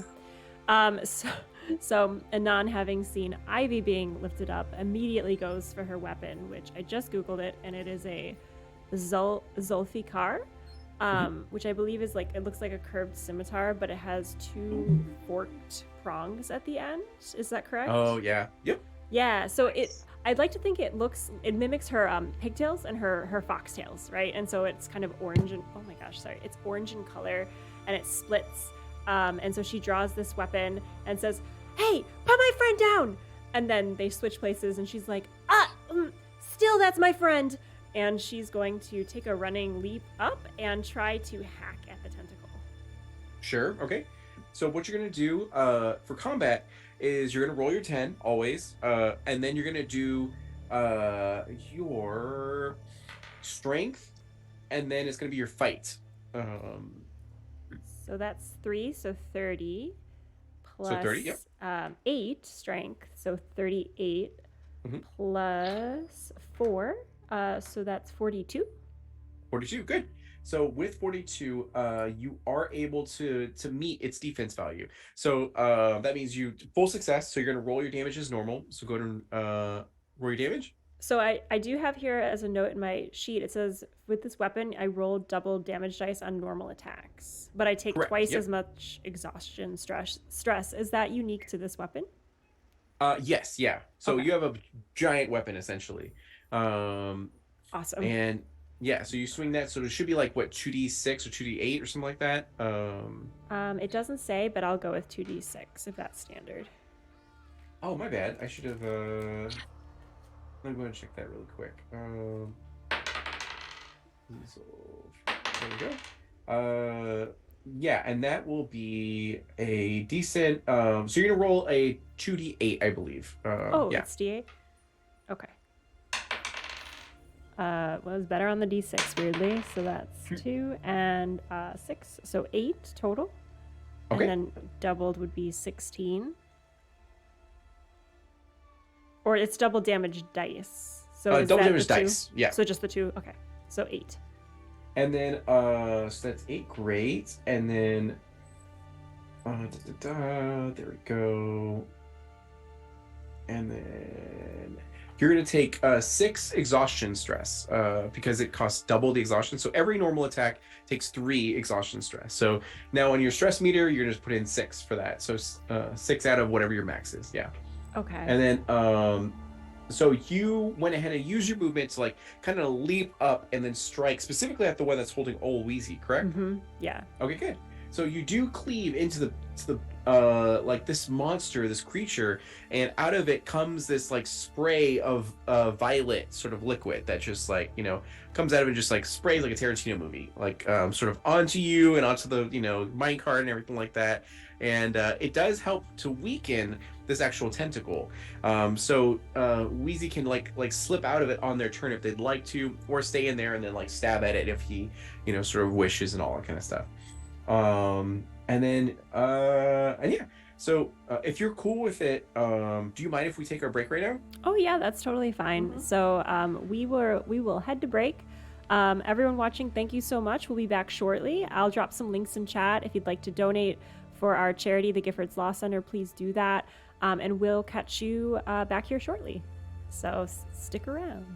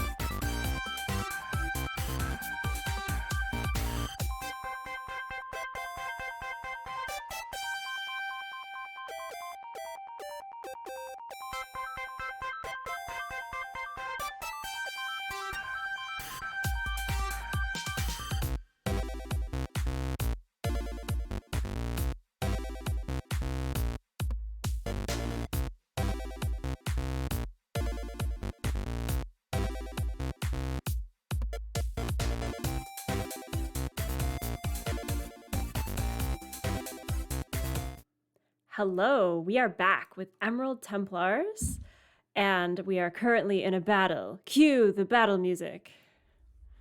That would have been more dramatic if it happened on cue, but here it is. And it's Cupid by 50/50. Amazing. All right, so next one up is going to be it'll be Wheezy with a 66%. Oh, Wheezy. So you are currently in the tentacle, so it's right next to you. So you can choose to attack it, or you can slip out because it's weak enough now that you can actually get out of here. If I slip out, am I just using my movement, or Essentially, yeah, you're like... using your movement. You will take some damage because you're 10 feet into the air and then landing, but it's not going to kill your character. Yeah. But I could choose to stay in the velvety embrace of the tentacle and just stab it with my spear. Exactly, yeah. However, even if you slipped out, your spear is long enough to be able to stab it, so you can still, yeah. Okay, and if I forego my movement, I can make another primary action as well. Correct. Yep. Okay. Ol Wheezy is going to hold the line. It's one of the techniques I took. Because this is what he's done his whole time. I'm gonna roll 1d8 and take the exhaustion, and I get to raise my defense by 14% for 1 round. Heck yeah. Okay. I'm immune to forced movement. So I'm gonna take Nice. That's a d10. I'll take a d8. So that's 6 exhaustion. It's hard when you're 90 plus. Okay, he's gonna get exhausted. So now I'm temporarily, my defense value is up to, that'll make it 50 for 1 round. Ooh, and all right. then I will go ahead and forego my movement, and then use my second primary action to attack, and I take another 3 exhaustion for doing that. Sure. Okay. And yeah, I have an assegai. It's like a blade spear, like long flat blade on things. I'm just trying to find, purchase wherever I can. So I stab out, and so roll my d10. Mm-hmm. Okay, that is a 9. So 90%, nice. Let me get a special. 90. I add strength, so that's 98. Strength and fight. Yep. 98. That's 106. 106. Okay, good. So 1, you get a critical success. So that means you're going to do a double dice. Go ahead and roll it, and then you're going to take. You're just going to double that value essentially. Okay. And then I also, because of my weapon, on a critical success, the target takes the cracked condition, but okay. I think that's only if they have armor, right? No, it's fine. So cracked condition means that they reduce their defense value by 10%. So he's just made it easier for everyone to attack this creature. Awesome. Oh, Wheezy. This is like the last thing he's ever made in his life. He was like, finally, some action! It was like, yeah. Okay. I rolled a 4 for damage. So that'll be 8 when it's doubled. Okay, so that's 8 damage. Perfect. And then now so when it comes to spellcasters, ritualists, religious, characters and all that kind of stuff, and martial characters, if you get above a 94% or more, it activates a table. So for spellcasters, it's Chaos Magic table and True Faith table for religious characters. So for martial characters, like Ol Wheezy, you get the Valor table. So if you have a D20 available, you can go ahead and roll that, and I will tell you what happens with the Valor table. Otherwise, I can roll the D20 for you if you'd like. I do happen to have one handy. Okay, go for it. That is a 19. 19? All right, with a 19, all right, well, we're just gonna make this work. I don't like that. So your attack was enough to knock you hit them with so much force that you knock your enemy off balance and cause them to become prone. So we're gonna say in this situation, because they're a tentacle on the ceiling, prone means you ripped it out of the ceiling and it's falling into the abyss essentially. So you yeah. So, you slipped out, or were you still in the I tentacle? mean, I was still in it, but Okay, with that anymore, much I force of guess. an attack, you can just like kind of slip out, and then you're going to take 4 points of physical stress, as you like land kind of hard onto the rails, and then That makes sense. one enemy is gone. So, anything else for you? No, I'm gonna maybe take a nap now. Okay, and then Ivy, there's still one tentacle left. Okay, cool. So, if it's just this one guy,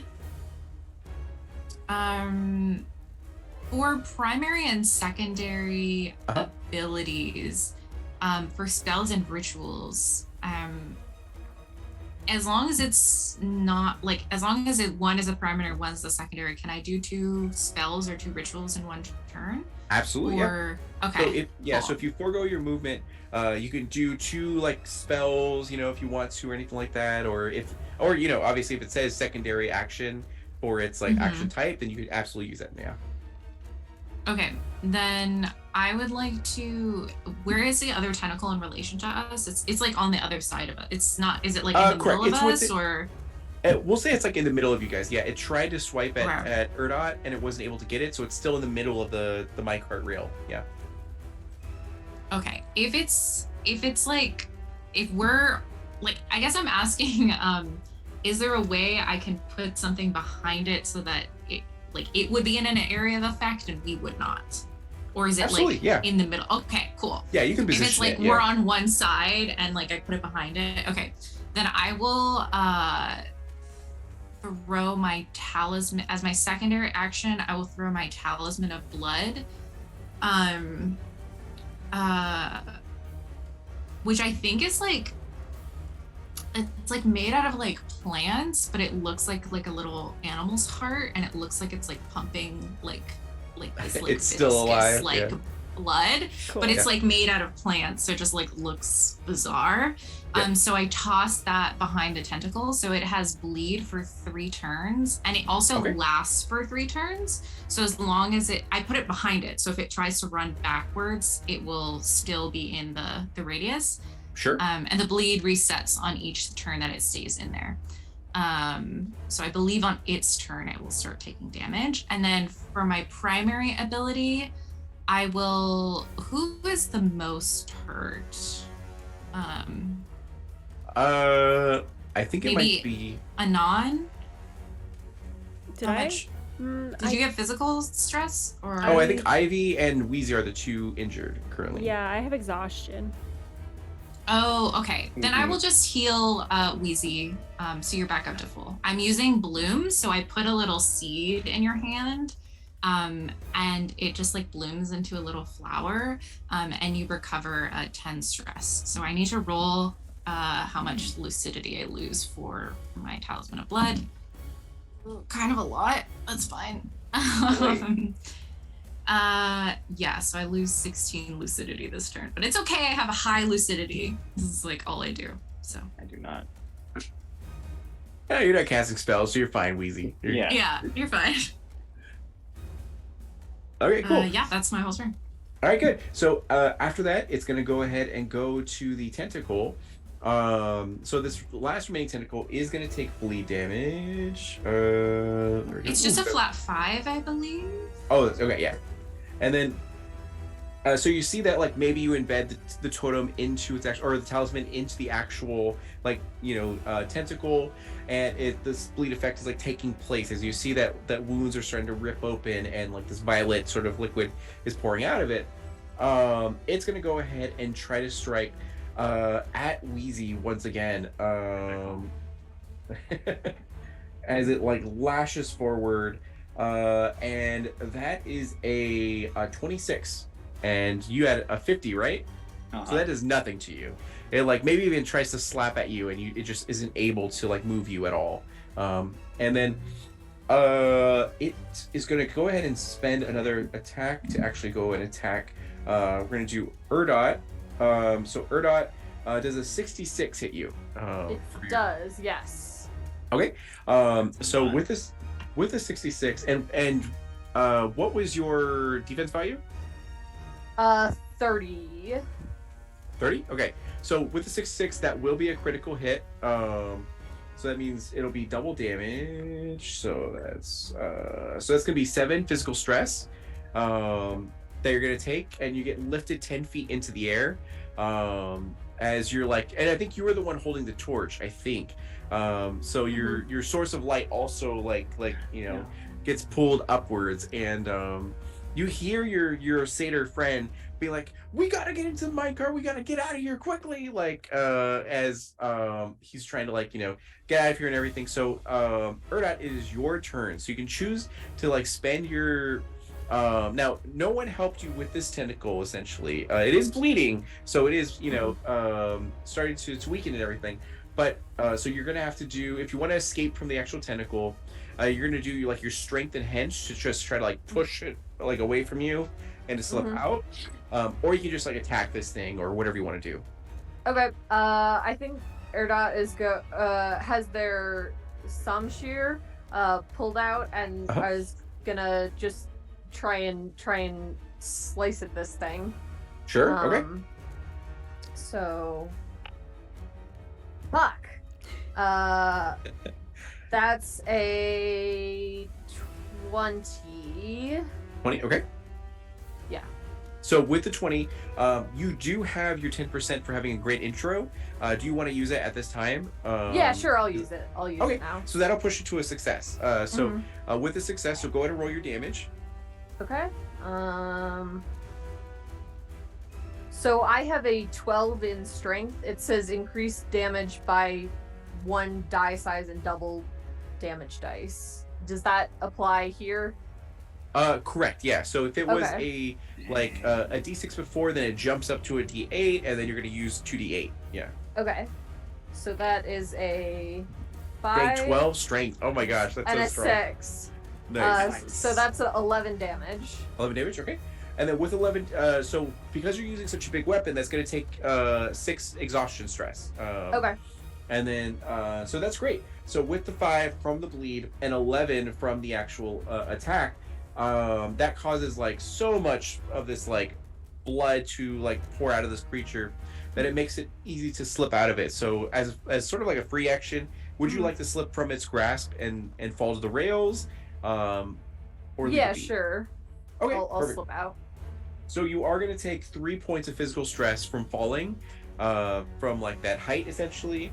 But as you do so, you see this tentacle kind of flail and flop everywhere as you guys are all on this rail, and you see that your satyr friend is already in the cart trying to activate it to get out of there essentially. And at this time you're hearing the sounds of various skittering and feeling everything shake and sort of shudder around you. And as you look over to where you came from the elevator entrance, there are pieces of the walls that are collapsing and sort of coming apart to reveal these sort of insect-like creatures. There's mushrooms or fungi that are growing out of their actual heads, and they seem pretty hostile as they're pouring onto the actual minecart rails and heading towards you, cutting off your escape to the elevators. And looks around and just yells, "So pretty!" It is pretty with a bioluminescent, yeah. And then but the way deeper into the mines is available, which now this guy is in the driver's seat and ready to operate it for you all. Do you pile in, or do you guys just choose to run on foot, or anything at all? I think Erdot gets into the cart. Yeah, I think we're gonna that would be my instinct too. Yeah. And as soon as one person gets in, I'm going in. Yeah. Same. For sure. Okay. And then there's one thing I forgot to do. I am so sorry. In Emerald Templars, there are different levels of anxiety that happens when you encounter certain issues. There be social anxiety or what have you. So you guys coming here and then seeing tentacles reach out from the darkness to grab you and seeing all this stuff is very stressful. So this is going to be essentially major stress. So fine. You're fine. Yeah, it's just going to be 6 anxiety stress. Is what you guys are going to all take. It's a normal work day for me. Yeah, there you go. Like, this is nothing. We're always at a 6. Like, yeah. So, at this time, you guys all pile into the minecart. He operates it for you. Let me see how well it does. And Also, I had a thing that because Mars like pointed out they remembered their abilities. I also have something for having a high intelligence, which is I have an additional spell use per turn. So I'd like to, nice. if you'll allow, cast elemental barrier behind us. Okay. As we're going, like to sort of block some of these like insects from catching up to us, which is a 10-foot long wall with 20 health and defense value 30. So I'd like to block off like the rail where we are, just sort of buy us some time as we're escaping. Sure. Yeah, you like pour out seeds maybe from your pouch or something like that, and they immediately bloom into a huge, thick, just wall of vegetation. And it, you see them clamber on it and try to get to you guys, but it stops them just enough. Now, this satyr is using their skill to definitely like have operated this machinery before. As you guys all pile in, and like, who put on the emergency brake as he like puts that down and then like sets everything up, and then it like is that zooms. what that was? I didn't know. And you guys like go like twice as fast down these rails, like zooming by essentially as you're getting to like the end of the actual. So as you get through here, you're making various twists and turns, going over other bridges and all that kind of stuff. You look around and you don't see any more tentacles. The skittering has kind of like dropped quite a bit and everything like that. And there's a little bit of time from here to where your destination is. All the while, there's tons of gems that are embedded in these walls that are like glowing and like, shining brighter and everything like that. And you know that even one of these would like, get you massive fortunes if you could just unearth it. But like right now, they're not your problem. It's you have bigger fish to fry. So in this time, while you're in this cart traveling at twice the speed as normal, is there anything you'd like to ask this satyr or anything? Yeah. Can I vibe check the satyr and just because I saw the fungus coming out of their head, the bugs, right? Correct. So I just want to ask him just some like question, just some like non-questions, just like talk to him, and I just want to kind of like see, does he seem like okay? Does this guy seem okay in his right mind? Yeah, notice awareness, and if you want to use anything else like medic or even occultism or whatever the case may be, you can go ahead and add that in. Yeah. Okay. If you allow, I'll use occultism, but if it doesn't apply, that's totally fine. No. Oh, wait, I have determined. Okay, I just rolled a 0, which would have been a crit fail, but I remembered because when I was making this character, I made them elderly, and then so I have elderly stats. But I have a knack, which is determined, which I think I can re-roll one check. Ivy's an old soul. That's what it is. Once per encounter. There it is. I just didn't have time to redo my stats, but yeah. So he's just not a 0 because I'm good at this. Okay, that's fine. 40 plus 8 for awareness and notice, plus 12 for occultism. So that would be 48, 50, 60. Yeah. So with 60, that is and what exactly are you looking for? Is it like emotional stuff, information, or is it more of like physical stuff or anything? Anything that seems like out of the ordinary that would maybe make me think that that either he needs help or we can't trust him. Like basically, I want to know if this liquid fungus, like tentacle stuff, is like affecting his mind in any way or his body in any way where we need to like heal him or help him, or like if he's maybe like, my mind is going to like he's being like these people may be potentially like subsumed into this tentacle like hive mind. That's what I'm worried about. Okay, perfect. So as you go ahead and investigate him, there's a couple things you notice in this time. Number one, as you're chatting with him, maybe you're asking basic questions like, how long have you been here, X, Y, and Z, Yeah. and all that kind of stuff. And he keeps like coming back to like, we just need to save, the others that are down here, and we need to like get them out of here. Like, if we can just get to them, I know we can like get them out of here, and we can go back to our families and just go back to our lives and everything like that. And everything's gonna be fine. I can see my boys again, and I can go ahead and see my wife and everything. And but there is something you notice that as the wind is rushing past you guys, you're moving at such a fast speed in this mine cart. Some of his clothes are starting to like waver, and you notice that there's a pretty sizable gash that's on his like abdomen. Now as you sort of see that gash, it definitely looks like some sort of like crude impalement that had happened to him, but it does not seem, he doesn't move in a way that it seems like it really affects him too much. And the area around that thing seems like very dried, like it's not currently leaking blood. It seems like it's like crusted and everything and all that, but he pays it no mind, and he just continues to operate the minecart pretty effectively, as he's just flipping switches and like slowing down during certain turns and all that kind of stuff. I'd like to heal him. If I don't know if we're still in initiative. Nope, not at all. Yeah. Okay. Can I I'd help like to- in the spirit of reading Yeah. my character sheet? I do see a passive ability here. It says healing from all sources is doubled. Can I assist? That's from my deity. So like, can I help bring that deity and channel it to what Ivy's doing? Absolutely. So Anon, why don't you go ahead and do a will, focus, and occultism check. If you have any in occultism. If you don't, then that's fine. Okay. Because you are a paladin, and same with Erdot, so you're kind of like, praying to your god, which is Amun-Ra, I believe.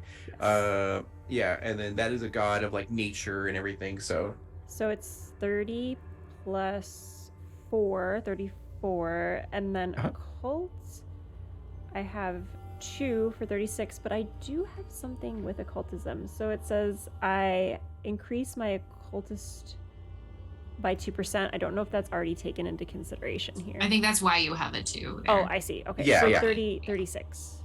36. Okay. Yes. So with 36, you kind of like pray to your god, like Amun-Ra, for like guidance and everything, and you're getting such a like nauseous feeling in the pit of your stomach when you're around this entire area, and maybe through the torchlight you do see hints of tentacles that are kind of like wavering like above you guys, but not actually trying to get to you. And you just feel like whatever's around here is nature, but it's a twisted, malformed version of nature, and all that. Yeah.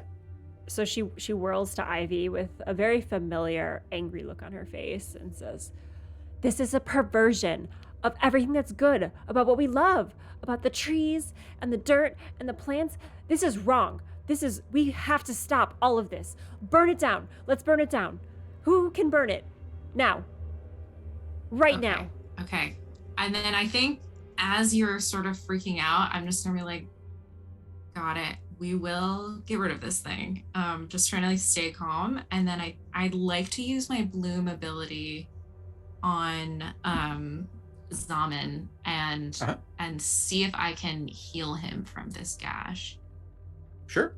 Go ahead and roll your lucidity stress, and also roll what you heal him for. It just says, so the bloom ability from witches just says they recover 10 physical stress. So when there's no lucidity? And then it just costs me a flat 10. Got it. Okay. Always. Yeah. So I would just try to heal him 10. And then actually for my like abilities and spells and like rituals, should I be rolling? Because I have like a spell and a ritual bonus, but it doesn't say in the description of the spell or ritual that I need to roll. So I don't know if I should have been rolling for that. Yeah. So when you so if it's like for allies, like buffs or anything like that, you don't really need to roll at all. But if you're trying to target an enemy, it then will be your like will, ritual, ritual, or then intellect if it's a spell, and then it's gonna be your focus. Yeah, and then So for this, you go ahead and use your abilities as a green witch to use bloom, and you're already like, slightly going through it because you already used this ability before and you use other abilities and everything like that. And you go ahead and pour this onto this creature. And although you do have a spot of his abdomen that you see every so often as the wind like catches his like shirt and everything like that, you see the wound does sort of close up, but he pays it no mind. Like, that when you heal someone's body definitely like feels it. Like, you feel your muscles and your skin and everything like that repair itself, and they have some sort of reaction, whether it's like a cringe, but there's absolutely no reaction here. Yeah. And it's it's abnormal, essentially. Yeah. I think I'm gonna be like, hey Zaman, you feeling okay?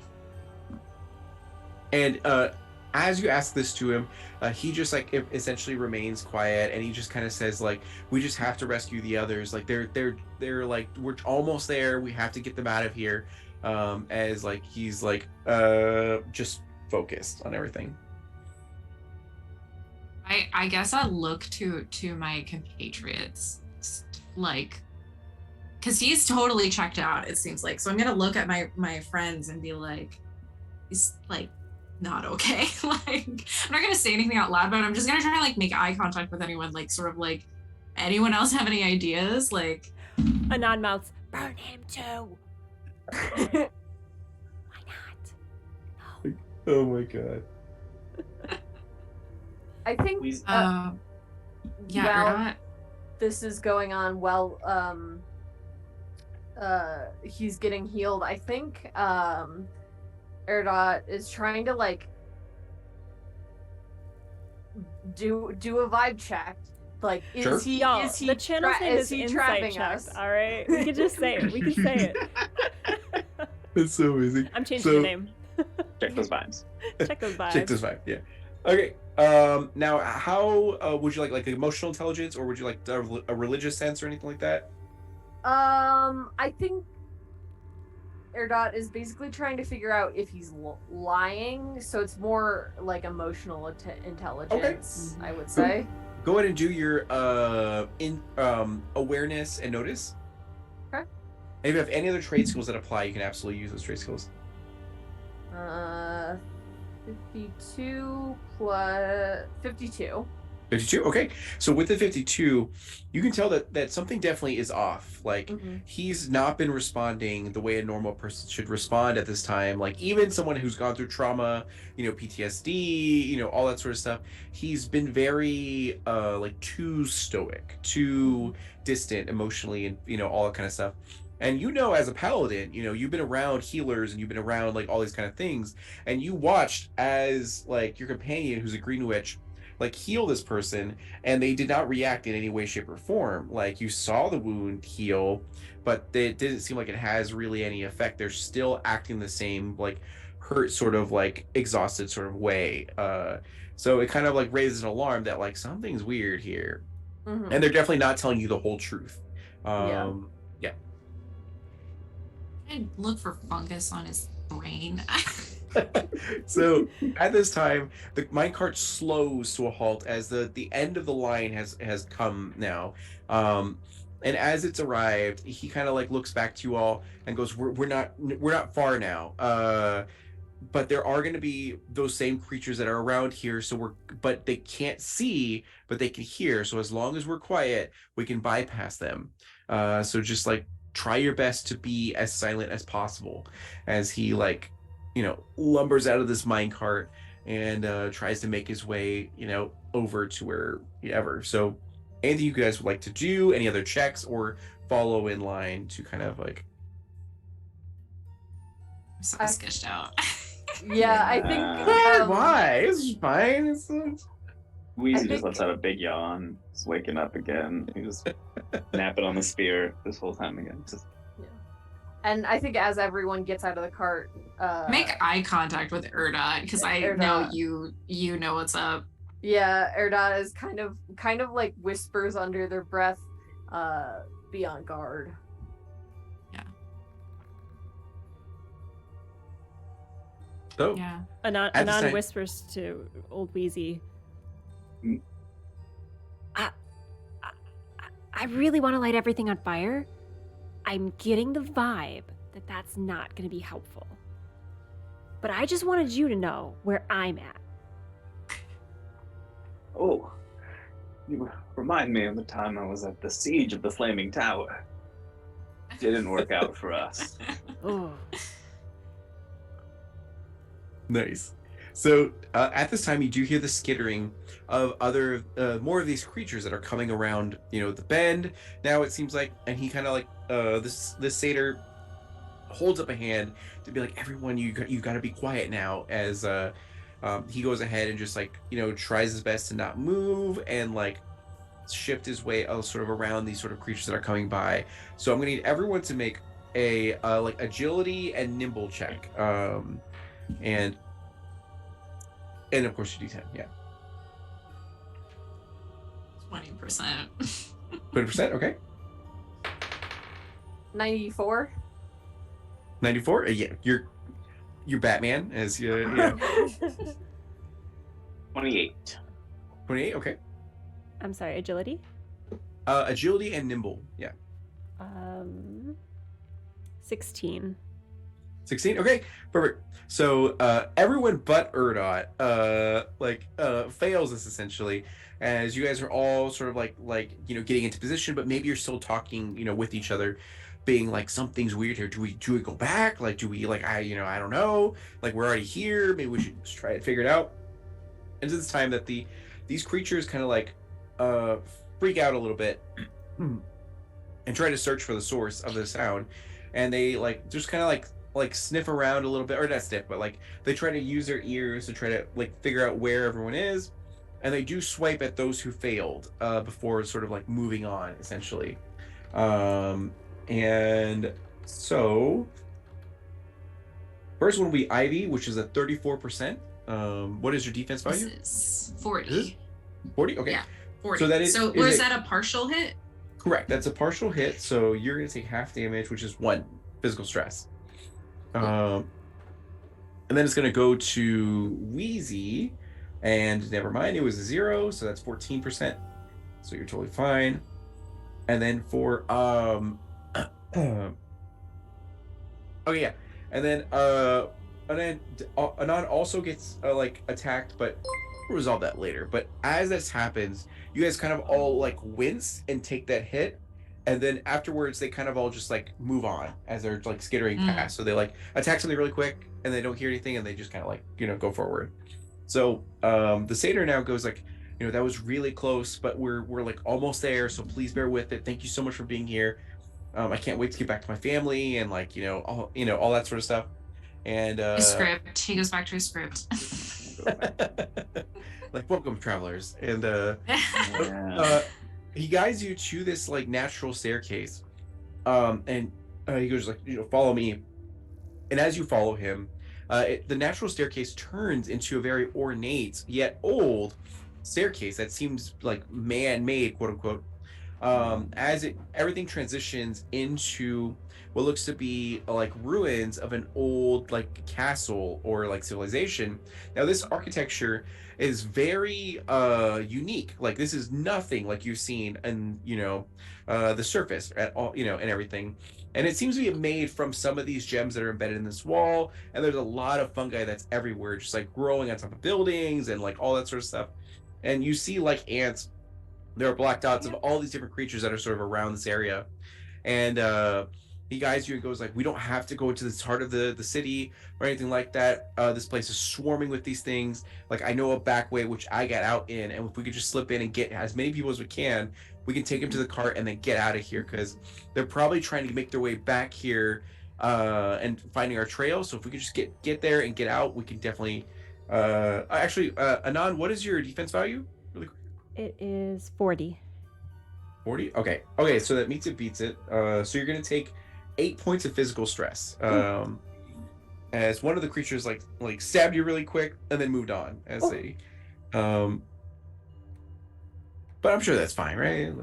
Well, I guess you're a paladin, so you should be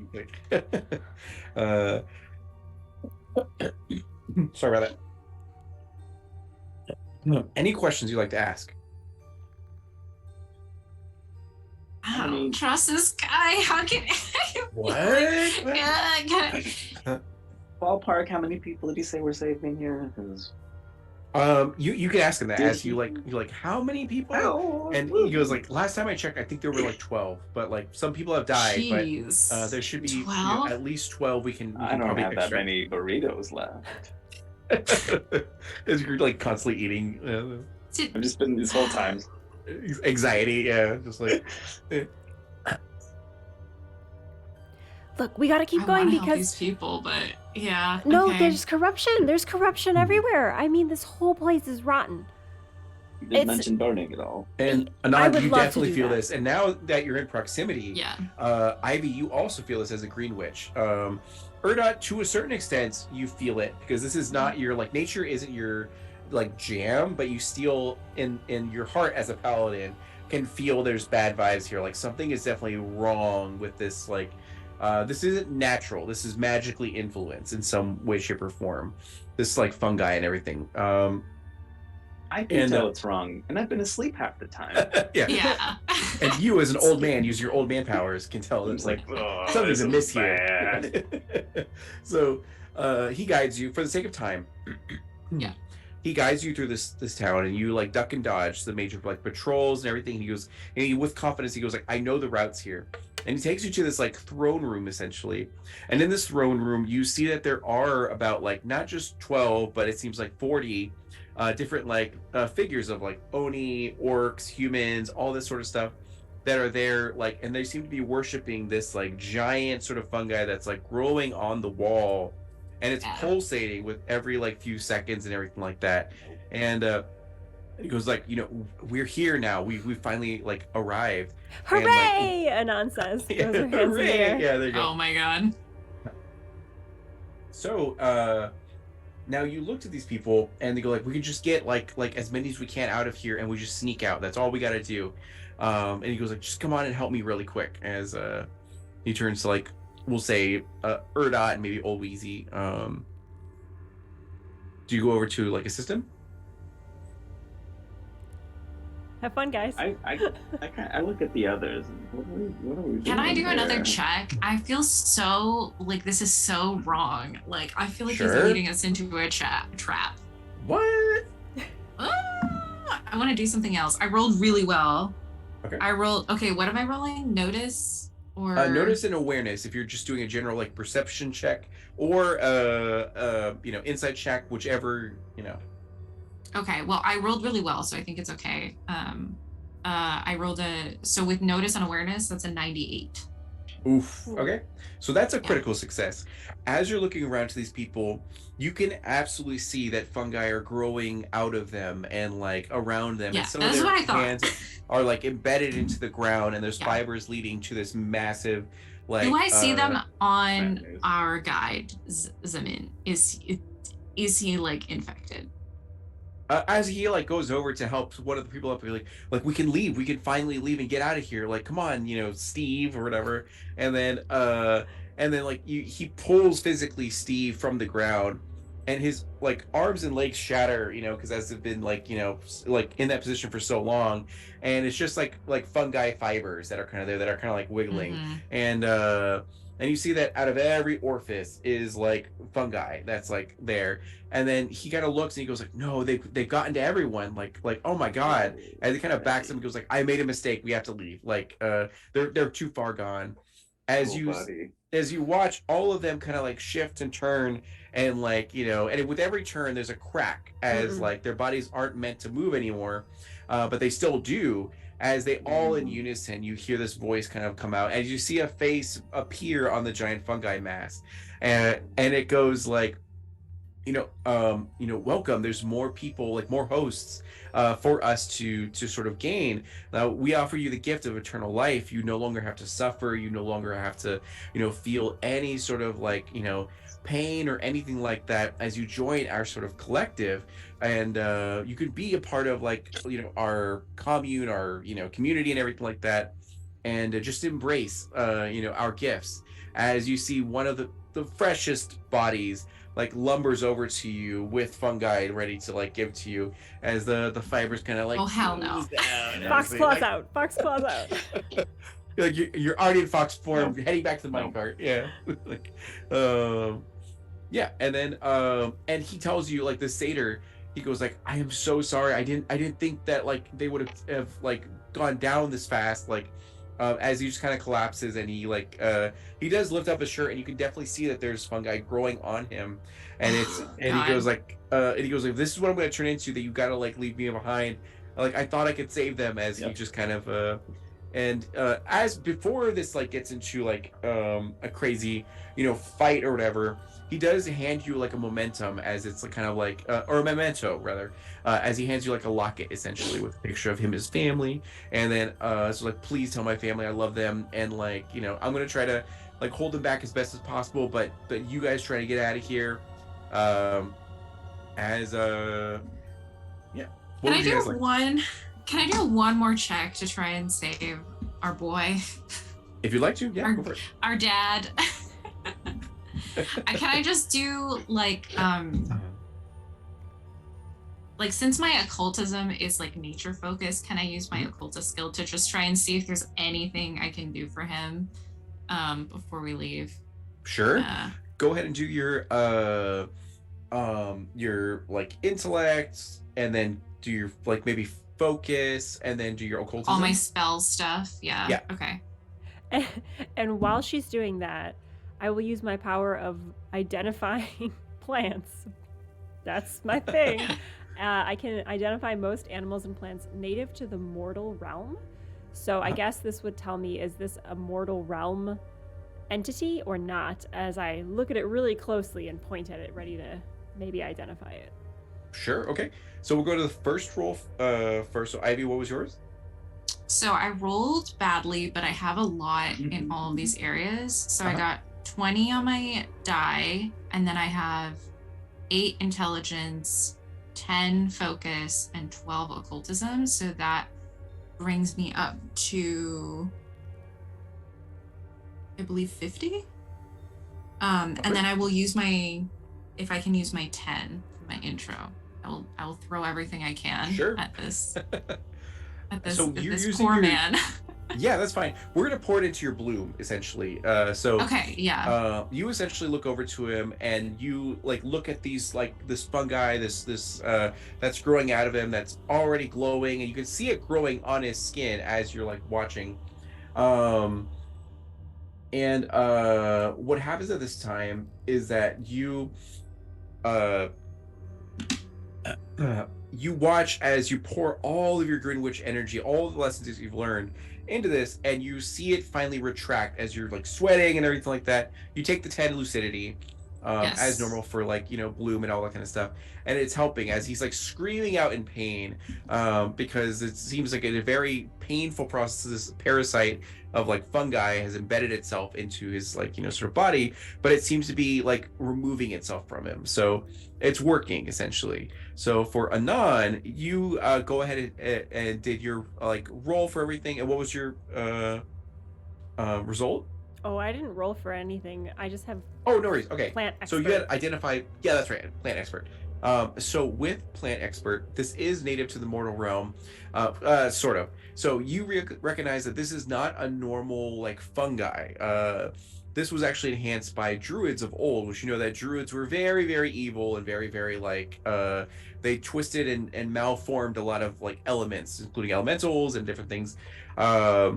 And this is one of the results of this, is this like parasitic sort of fungi and everything. It's extremely lethal, extremely dangerous, and if left unchecked, it will continue to fester and infect as many things as it can, and typically send creatures back to where normal uninfected people are and try to infect them, and which is kind of what happened here, but to a limited extent, because he doesn't seem to completely taken over yet, but partially and all that. So very lethal, but essentially if this fungi gets into any of your wounds, then it'll cause you to get it as well.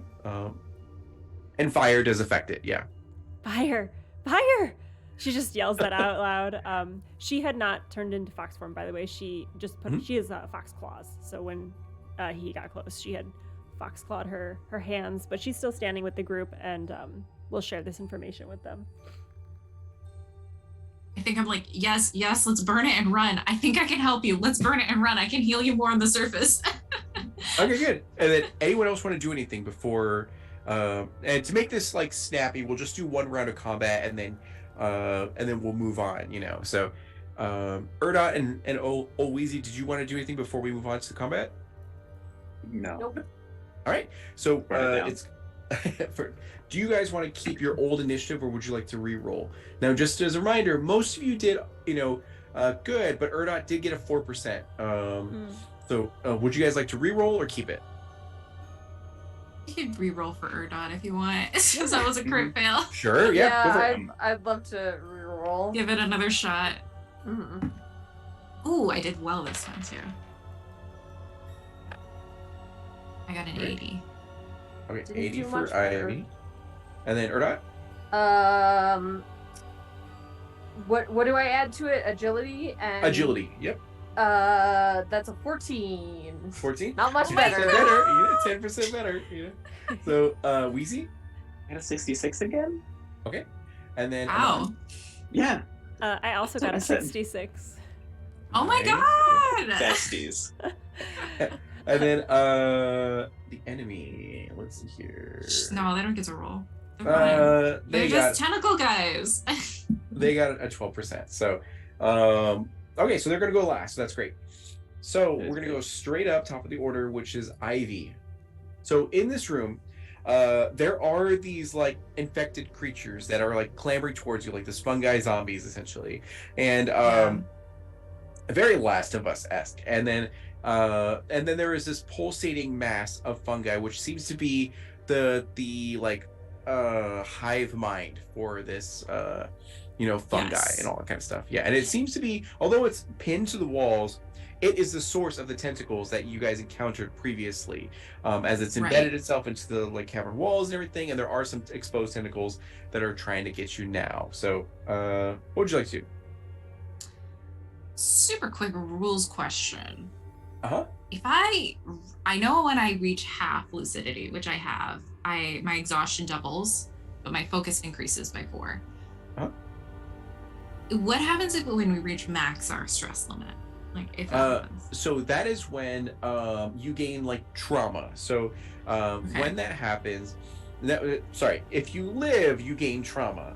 When you reach your max, you get like removed from the game for this like scene, essentially. So for example, if you get max exhaustion, you pass out. When you get max physical, you pass out from your wounds, essentially. Max anxiety, you have like an emotional breakdown where you just cannot function. Speaking of which, I gotta give you guys anxiety.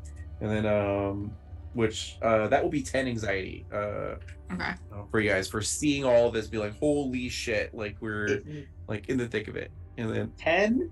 Yeah. In I'm this so close to economy? half already. in this economy, in this anxiety-ridden economy. And yes, so and then same with Almost lucidity, half. it's kind of like a breakdown. You're not like in the present, Right. You like and then taken anger. out of it because you can't. Exactly.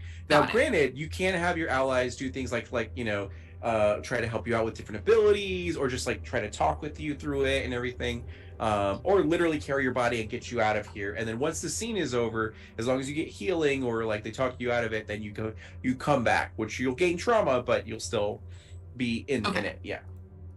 Okay, because I am just getting close-ish, but I think I can still do some stuff before I get too far. Sure. So I'm And there going is to.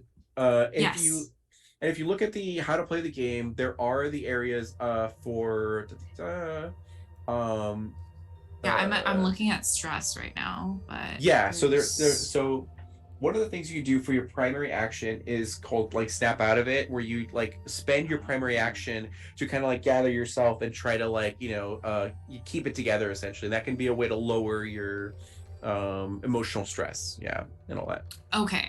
So if I need to, I can do that on another turn. I thought I'm like getting too Correct. high. Yeah. Okay.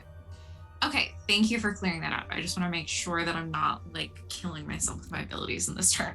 Yeah, but probably I no think more I bloom for a while. Yeah. I think I should be okay. Yeah, because it's like flat 10. I don't even roll for it. That one's rough. Okay, I am going to use my secondary ability to use a Talisman of Haste, and I will hold on to it and try to just like, since we're all running away together. Yeah. I will like, just like try to be near everyone as we're like moving together, if that's possible. Like, Sure, can I okay. hold on to the talisman and like have it affect everyone? Yeah, absolutely. Okay. Then so everyone, as long as you're standing next to me, you gain another primary action for the next turn. And this ends after this like round. Which is and perfect. Then yeah, so I need to roll a d10. I'm just gonna see how much lucidity I lose before I decide if I want to use a primary. That's smart, yeah. Action as well. So that's a lot. That's +7. This is my favorite part of the game. Okay. I'm okay. I'm okay. I can do it. It's less than I have enough space. I will, I guess, cast another like, since if we're all together, if possible, I'll cast another elemental barrier to like, so we could run, so we can get out of here. Sure. If there's not space to like do that, then I'll like try to hurt them with my talisman.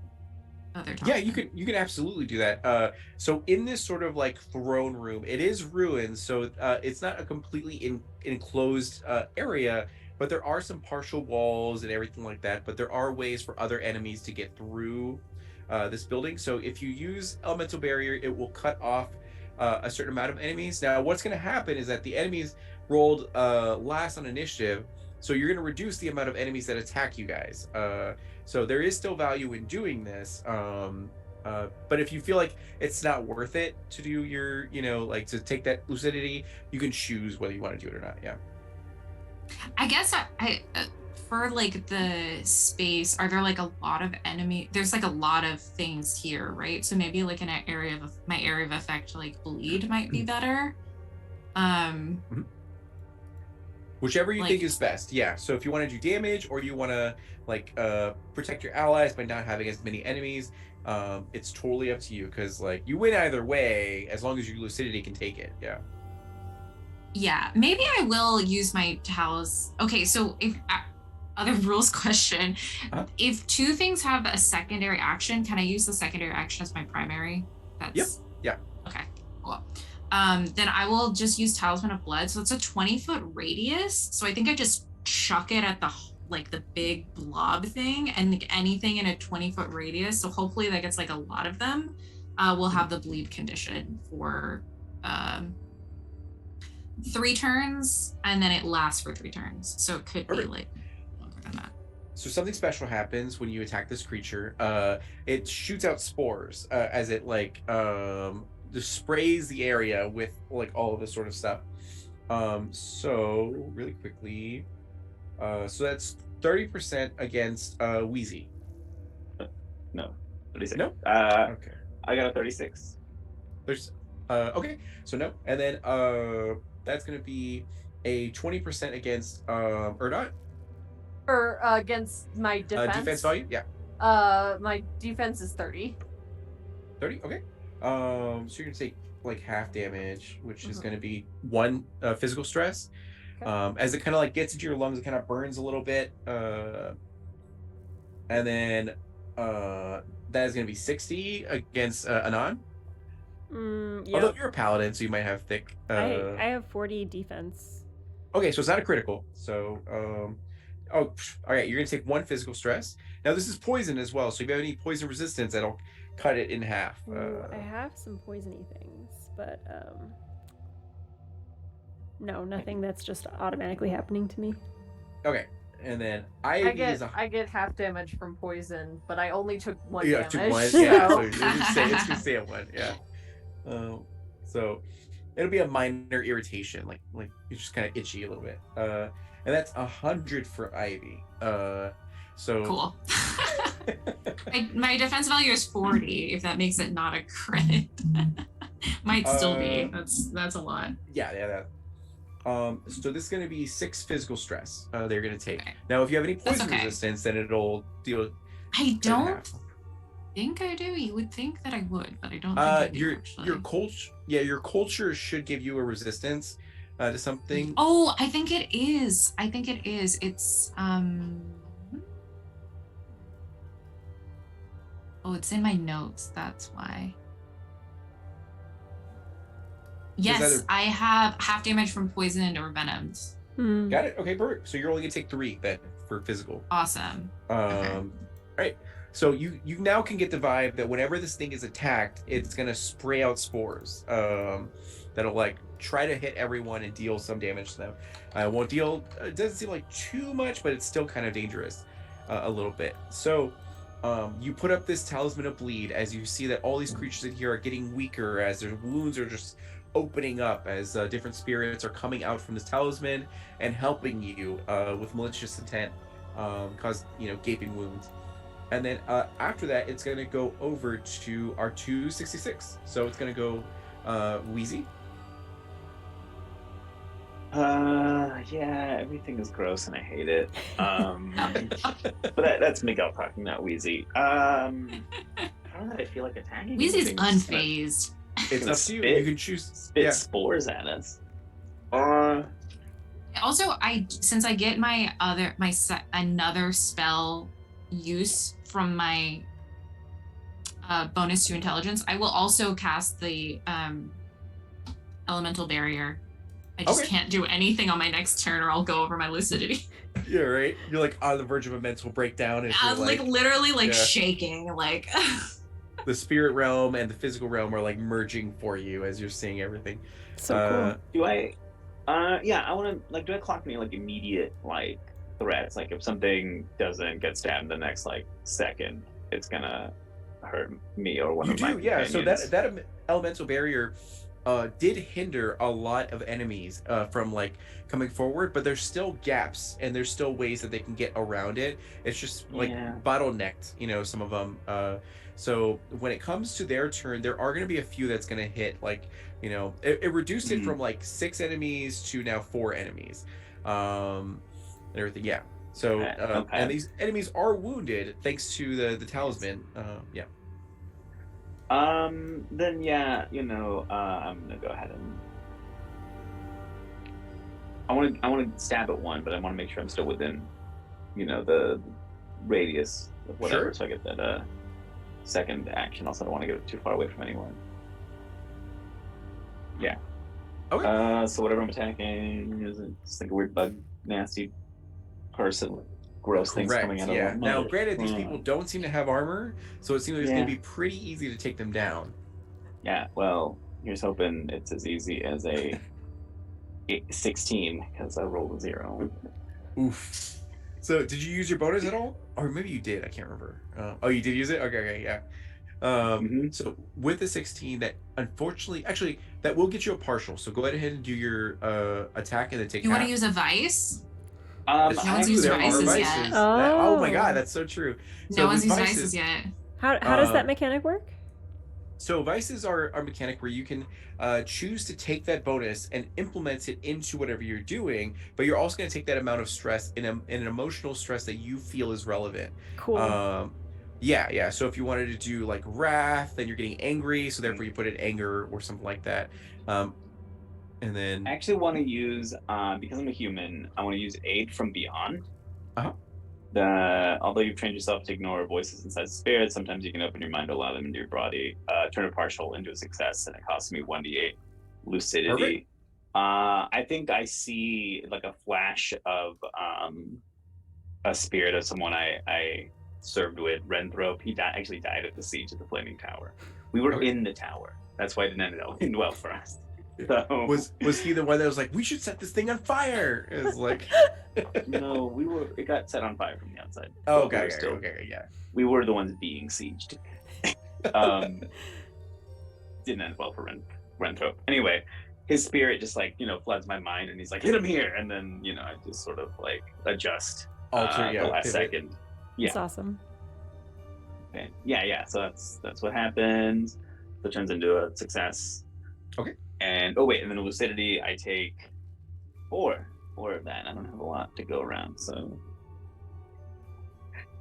And then damage, so that's another D8. So I will do 3. 3. Okay.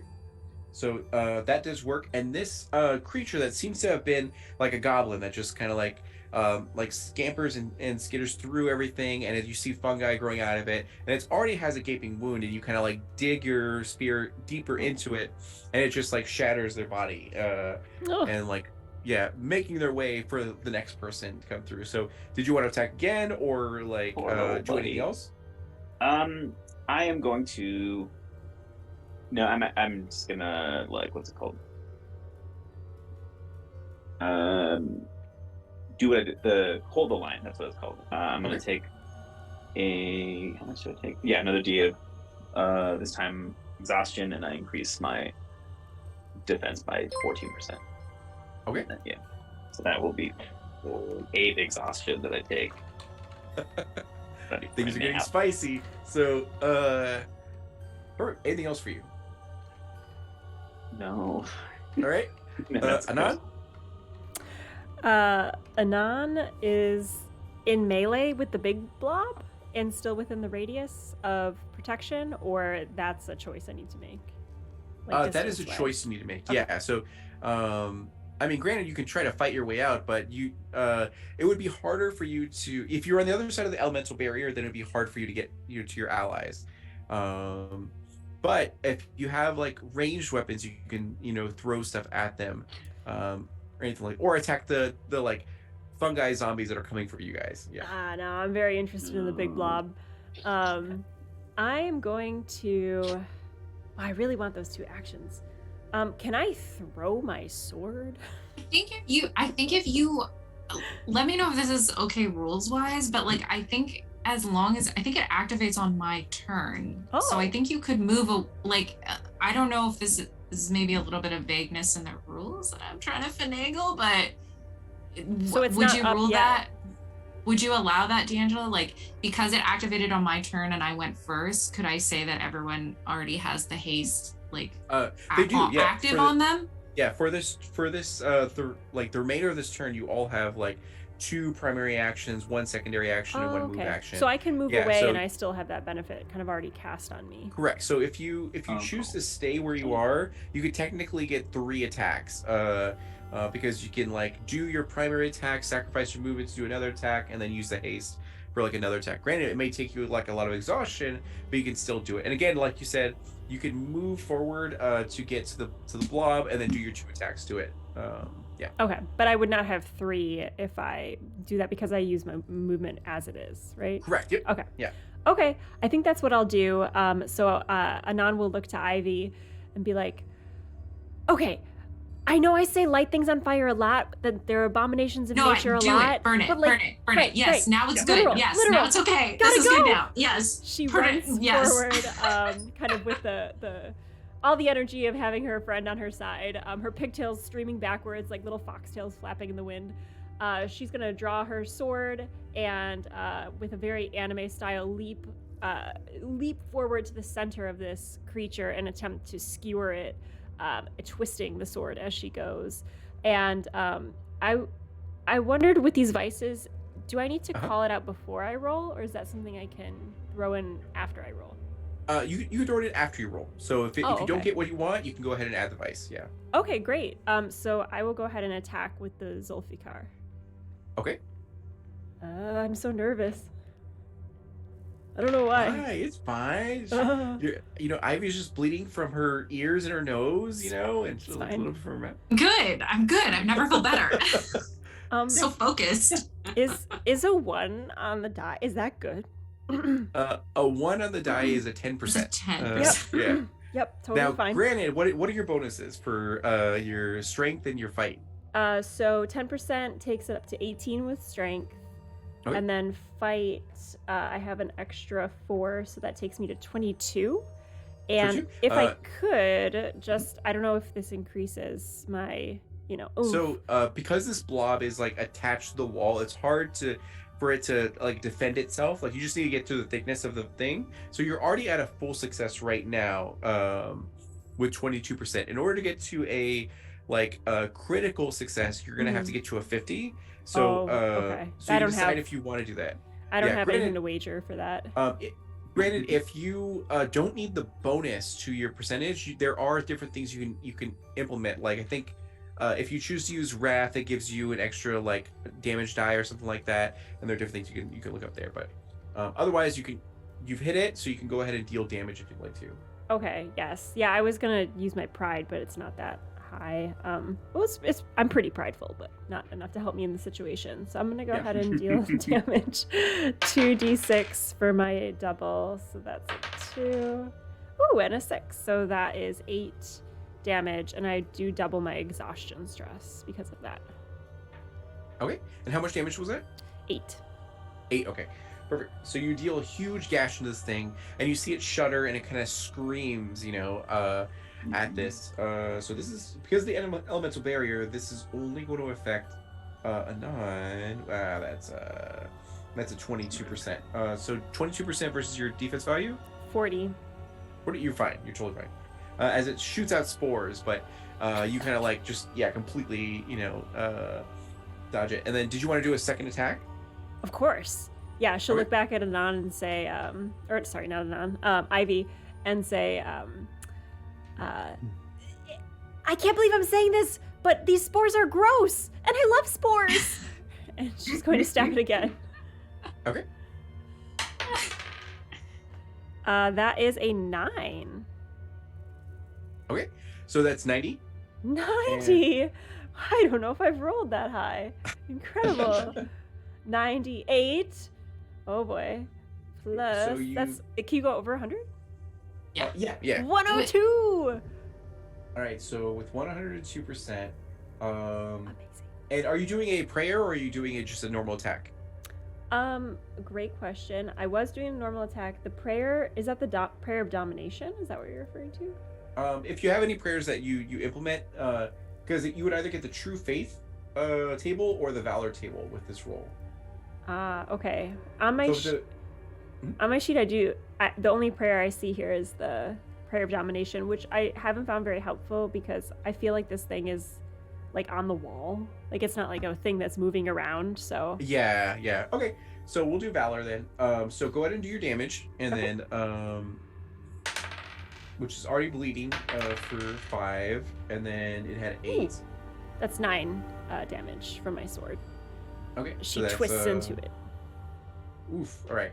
So then, let me go ahead. Do you have a D20 next to you? I do. Okay, go ahead and roll it, and I'll tell you what you get for your valor table. Nat 20. Nice. Okay. I don't know why I was so excited about that. Oh my god. All right. So fighting a weakness in your foe's fighting style, you land a grievous wound. The enemy takes 2d12 additional damage. So roll 2d12 damage. Oh my goodness. Yes. Holy moly. Pass the savings on to you. Yikes. 8 and 7. Okay. So Do you want to describe 15. how you destroy this like plague heart thing that's like on this wall? Wow.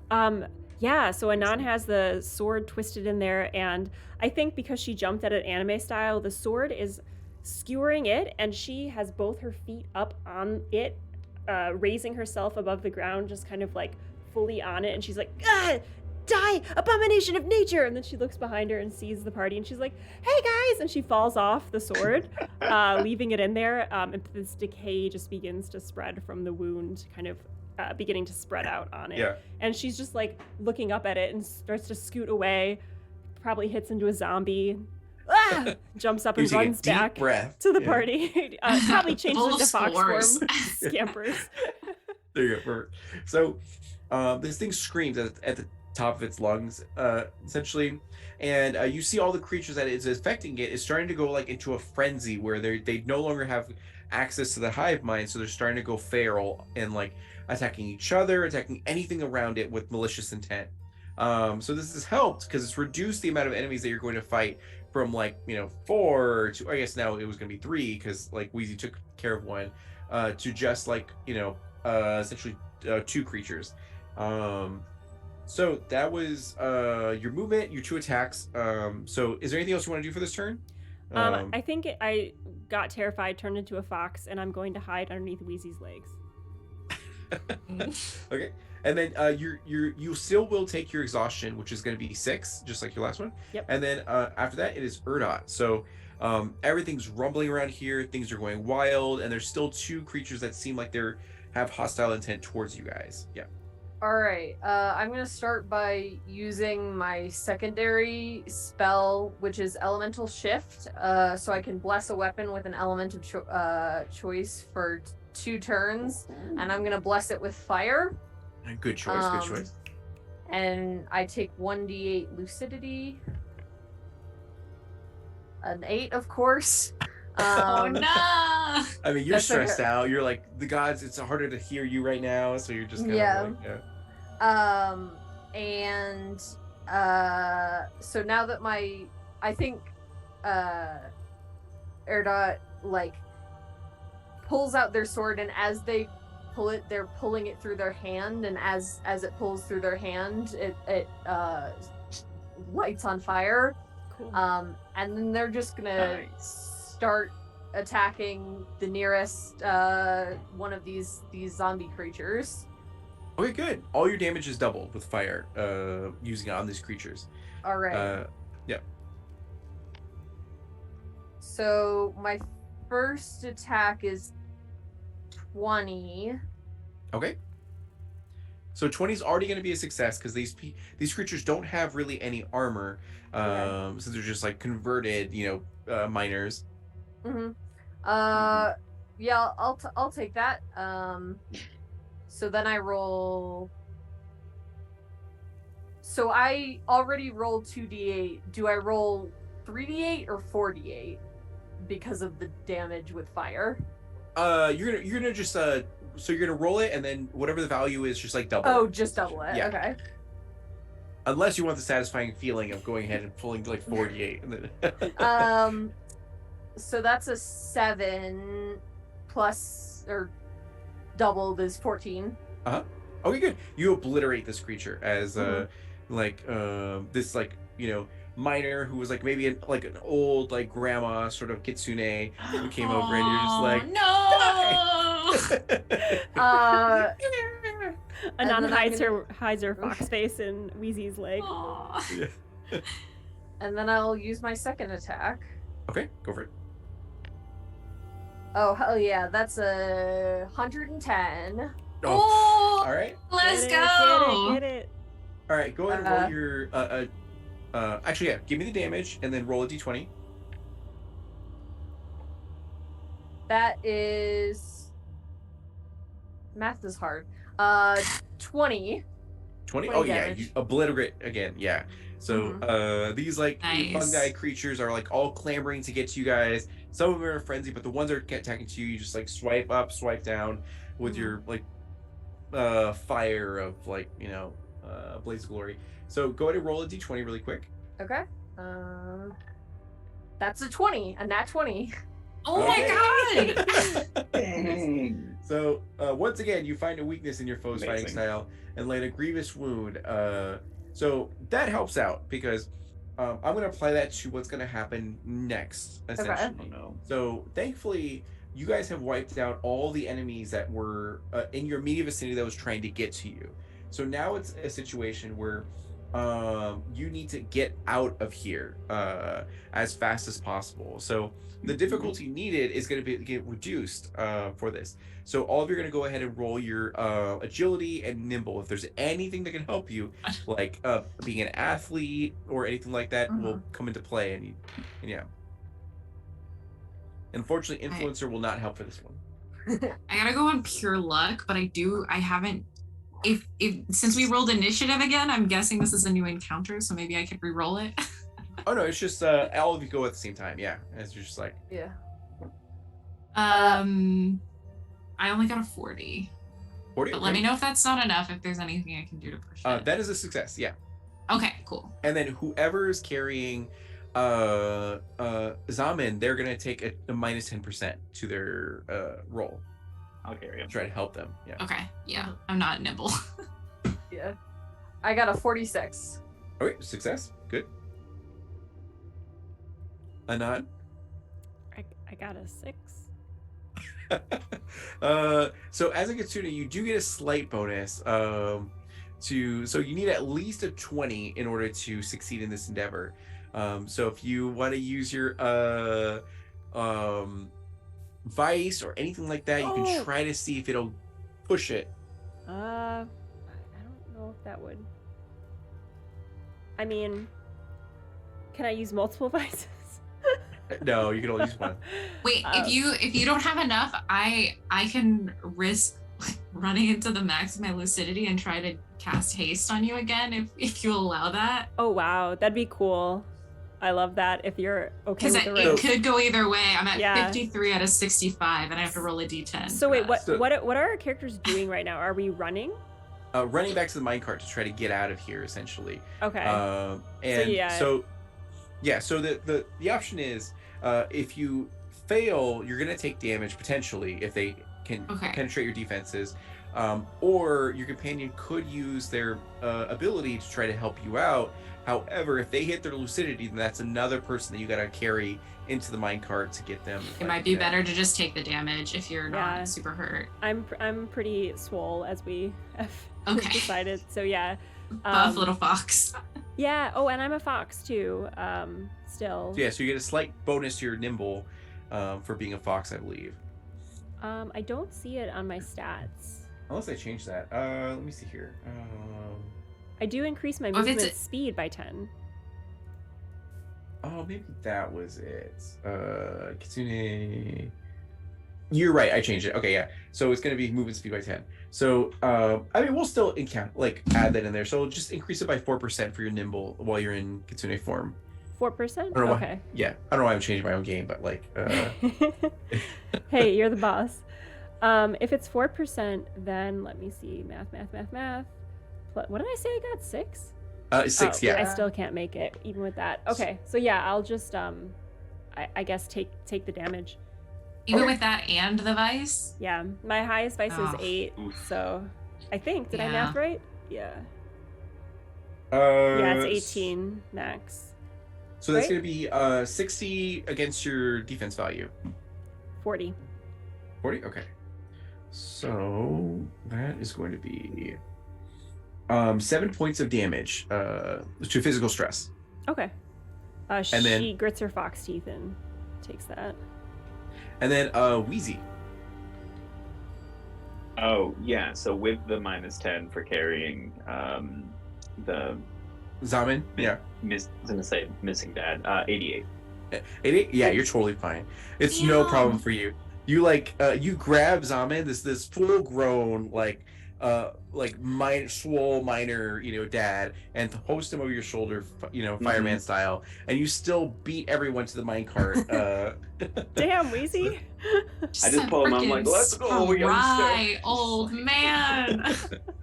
So you all get to this minecart, and you're clambering in. Your driver previously is not conscious right now, as he's still recovering from the effects of the fungi. So someone's gonna have to drive this cart. Who would like to use their navigate to actually try to get through this? If we put him in the driver's seat and we can at Bernie's can we use his navigate? Unfortunately not. Okay. I will give you this. Anon, if you wanted to use your prayer of domination, you could be like, drive this cart, and then force them to do it. The unconscious guy? If you want the to. The unconscious dad? Oh boy. Another option is I haven't used my if the tentacles were a separate encounter than this, then I could maybe use my determination and re-roll again. I haven't used my re-roll yet. So that's another option. So I don't add anything to the roll though. So it would just be pure luck with the re-roll. I mean, I'm happy to defox, but currently I'm a cute chittering fox in the back of the cart. Wounded, yeah. Wounded, yeah. Does anyone have anything to agility? Or is it, what is it to navigate? Yeah. Agility, navigate. I would try, huh? Yeah, go for Yeah, it. because I don't have Yeah. anything to both. I'm probably the Wheezy, take highest the wheel. stat there, but yeah, I don't think it makes sense for me to like just get rocked and then be like, I'm ready to drive. I'm kind of licking my wounds on the back of the cart. Alrighty. I can try to help though, maybe. So 16. Was it bad? 16. 1-6. It doesn't succeed, unfortunately. And then Wait, and even if I help and then you wiper. can we use a vice too? you could try to use a vice, and then so if you get the help, it'll be 10% more, so that's 26. And for this one, you're gonna need 40% in order to. We can't do it. yeah, Never yeah, mind. no. Never. No. So you'll Should've take just tried to 5 roll anger twice. stress. I'm doing whatever, and somehow I just lay on the horn and turn on the windshield wipers. That's You're Oh like, my oh, god, yeah. we're just all so And you're like- stressed. frustrated old man behind the wheel. Or you can try to rouse awake the previous driver to try to do it, but that's still going to take a charm or influence, daunt or. Hey, you know. I could do that. Okay, I feel much better about that than her like defoxing to drive because she's really bad at it. Statistically good at it, but like mentally really bad at it. So Anan will like see the driver slumped over and unconscious, and changes back from a fox, looks to Ivy and says, "Okay, I think I'm going to use my is it Fox Ermine? Whatever a fox is. No, Foxy. My foxy wiles." And she will shake this guy's shoulders and be like, "Hey, wake up! I need to charm you! Wake up! Hey, listen to me!" Hopefully arousing him so that she can talk to him, because I found this thing on my sheet that's makes me good at charming someone once. Oh, okay. Perfect. And I do want to tell you that if you use your prayer of domination, it will automatically like work on him, because you just like warp his mind. But Well, I'm too prideful to use it, so if I need to, I'll use that pride. okay. So go ahead and do your influence and charm to try to rouse them awake, or you can do your strength and like a hench to try to like, really push them around. I'll use strength, so that's 38 plus. I don't think I have anything physical, so 38. Okay, so with a 38, you're 2% short of what you need to rouse him. So if you wanted to use do you have athlete as a trait skill? Oh, I do. I'm so sorry. It's higher than that. It's +4. So. Okay, yeah. So you meet it. So you kind of like rouse this person awake, and they do like shake awake and look around and be like, "What's happening?" As like there's chaos unfolding around him. Hey, And, eyes on me, eyes on me. So she's like standing right in front of him. Her pigtails are like probably poofed out full of spores. And she's just like staring right at him. She's like, "Okay, listen, I really think that you make a great dad caring about those kids. And you know what great dads do? Lovable they drive rascals. the cart, right?" And she's gonna use her charm skill, looker. She kind of shakes her hips a little bit and her tail wags, maybe. She's gonna... Seducing this dad. His I body, was- his body is he's like his half torso is dead. full of fungus and like vines from my healing magic. It's the perfect moment. Anan is walking a fine line here. So yes, can use a reroll on that if needed. No, you're good. He immediately jumps to action, and I rolled for him, and he got a 94%. So he is like Oh my going. god. Yeah. Yeah. So he turns out the AC and to make it go faster, and sure enough, he's like, "You guys are going through this as fast as possible, ducking and dodging everything around, as tentacles are falling from the ceiling, and like, all these creatures are like skittering and killing each other and everything like that, and everything's going wild." And sure enough, you guys are able to navigate through here and make your way to the elevator that was here before, as you hear stuff shattering and like cave-ins are starting to happen around here. And now you need your last agility and nimble check to make it to the elevator and get out of here before this cave-in occurs. I haven't used my reroll, so Nice. we'll see. Oh, I did okay though. Okay, I got a 70. Okay, you're good. I got a 54. You're solid. Yep. 78. You're good. 66. Yeah, you're all good. So you all rush out of here with Zaman, no problem, sort of with you as everything's collapsing around. You hear skittering, and you see all this gore and this ancient civilization that was there and everything. And you make your way to the elevator and like spam click ground and also close the door, and it's just like as it's like shuddering, and then thankfully you do make it to the top floor, just in time as you pile out, and this like explosion of dust from the cave-in like shoots through, and as you have some spores in some of your wounds and everything like that, but thankfully you can heal it off. But you did successfully complete your mission of getting this dad back to his family, not just taking the memento and giving it to them, but actually bringing him back home. And you do get your payment of a box full of toys. And they're eternally grateful, and they grow up and say that they're gonna definitely join the Emerald Templars to help serve the community just like you guys did. Yeah. As you're all stressed out and have PTSD from this like situation. So perfect. Good job, guys. You did great. Nailed Oh it. my gosh. You did as well. Thank you for running it. Yeah, thank you Yeah. so much. This is a It was blast. fantastic. Mhm. Thank you for playing it. Oh my gosh, it's like so nervous to have you guys like. Did you guys have fun? Yeah. Yes, Absolutely. for sure. Yeah. Okay, good. Absolutely. It was really fun. I feel like you had a good group to like really dig into the sheets too, and like kind of see what's in there. So, Yes. Yeah. awesome. Well, thank you all so much for playing. This has been a great group. I loved everything you guys brought to your characters. So thank you for bringing that creativity and energy. And DeAngelo, thank you for making this game. Awesome. I can't wait to play it again. And I want to try all the different, like, if you haven't seen this game, by the way, folks who are watching on VOD or in chat, check it out. The classes, everything about it is just so unique and fun. So it's been a joy to play it. And if you are still hanging around and you would like to donate to our charity, we met our goal. So we also raised $125 for Gifford's Law Center to prevent gun violence. So that's awesome. So thank y'all for being here tonight. And if we want to end, I know we already introduced ourselves at the beginning, but if you want to end on just like any fun projects or things you can point people to, we'll go around real quick one more time and call it a night. So let's start with the Game Master Extraordinaire, DeAngelo.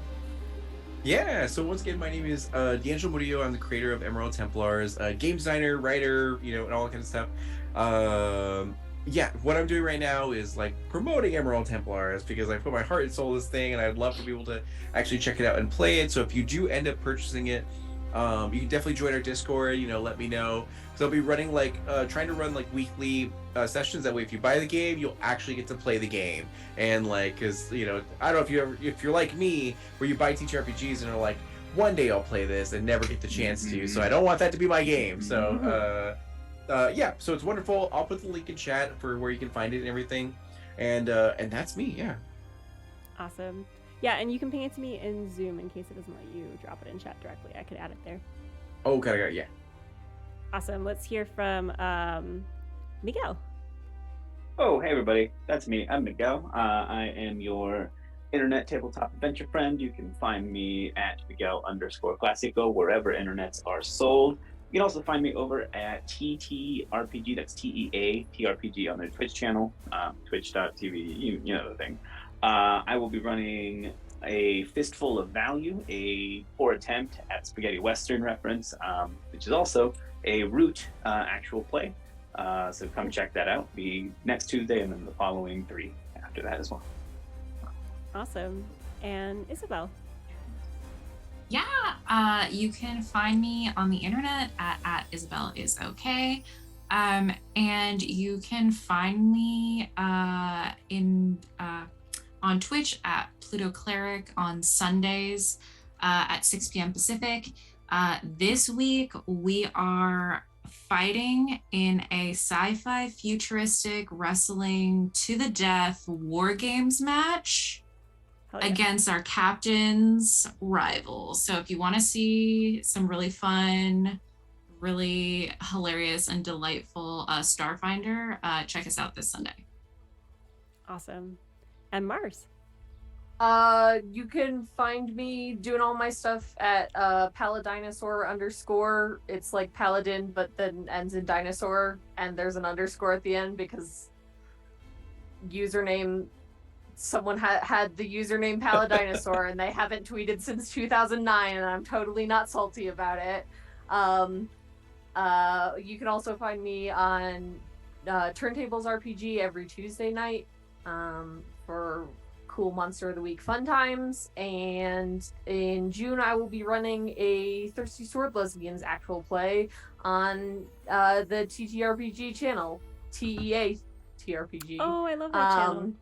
Yeah, and it is roller derby themed, and I'm very excited about it, so check that out when it's June. Awesome. And I'm Allison, or Insight Checked. You're watching this channel. We do First Friday guest GMs and a whole bunch of TTRPG chaos. So give a follow. Thank you all so much for your support. And stick around for the raid. We're going to outro here, but we're going to find someone else to send the love on to. So please stick around for that. Take good care, everyone, and we will see you next time.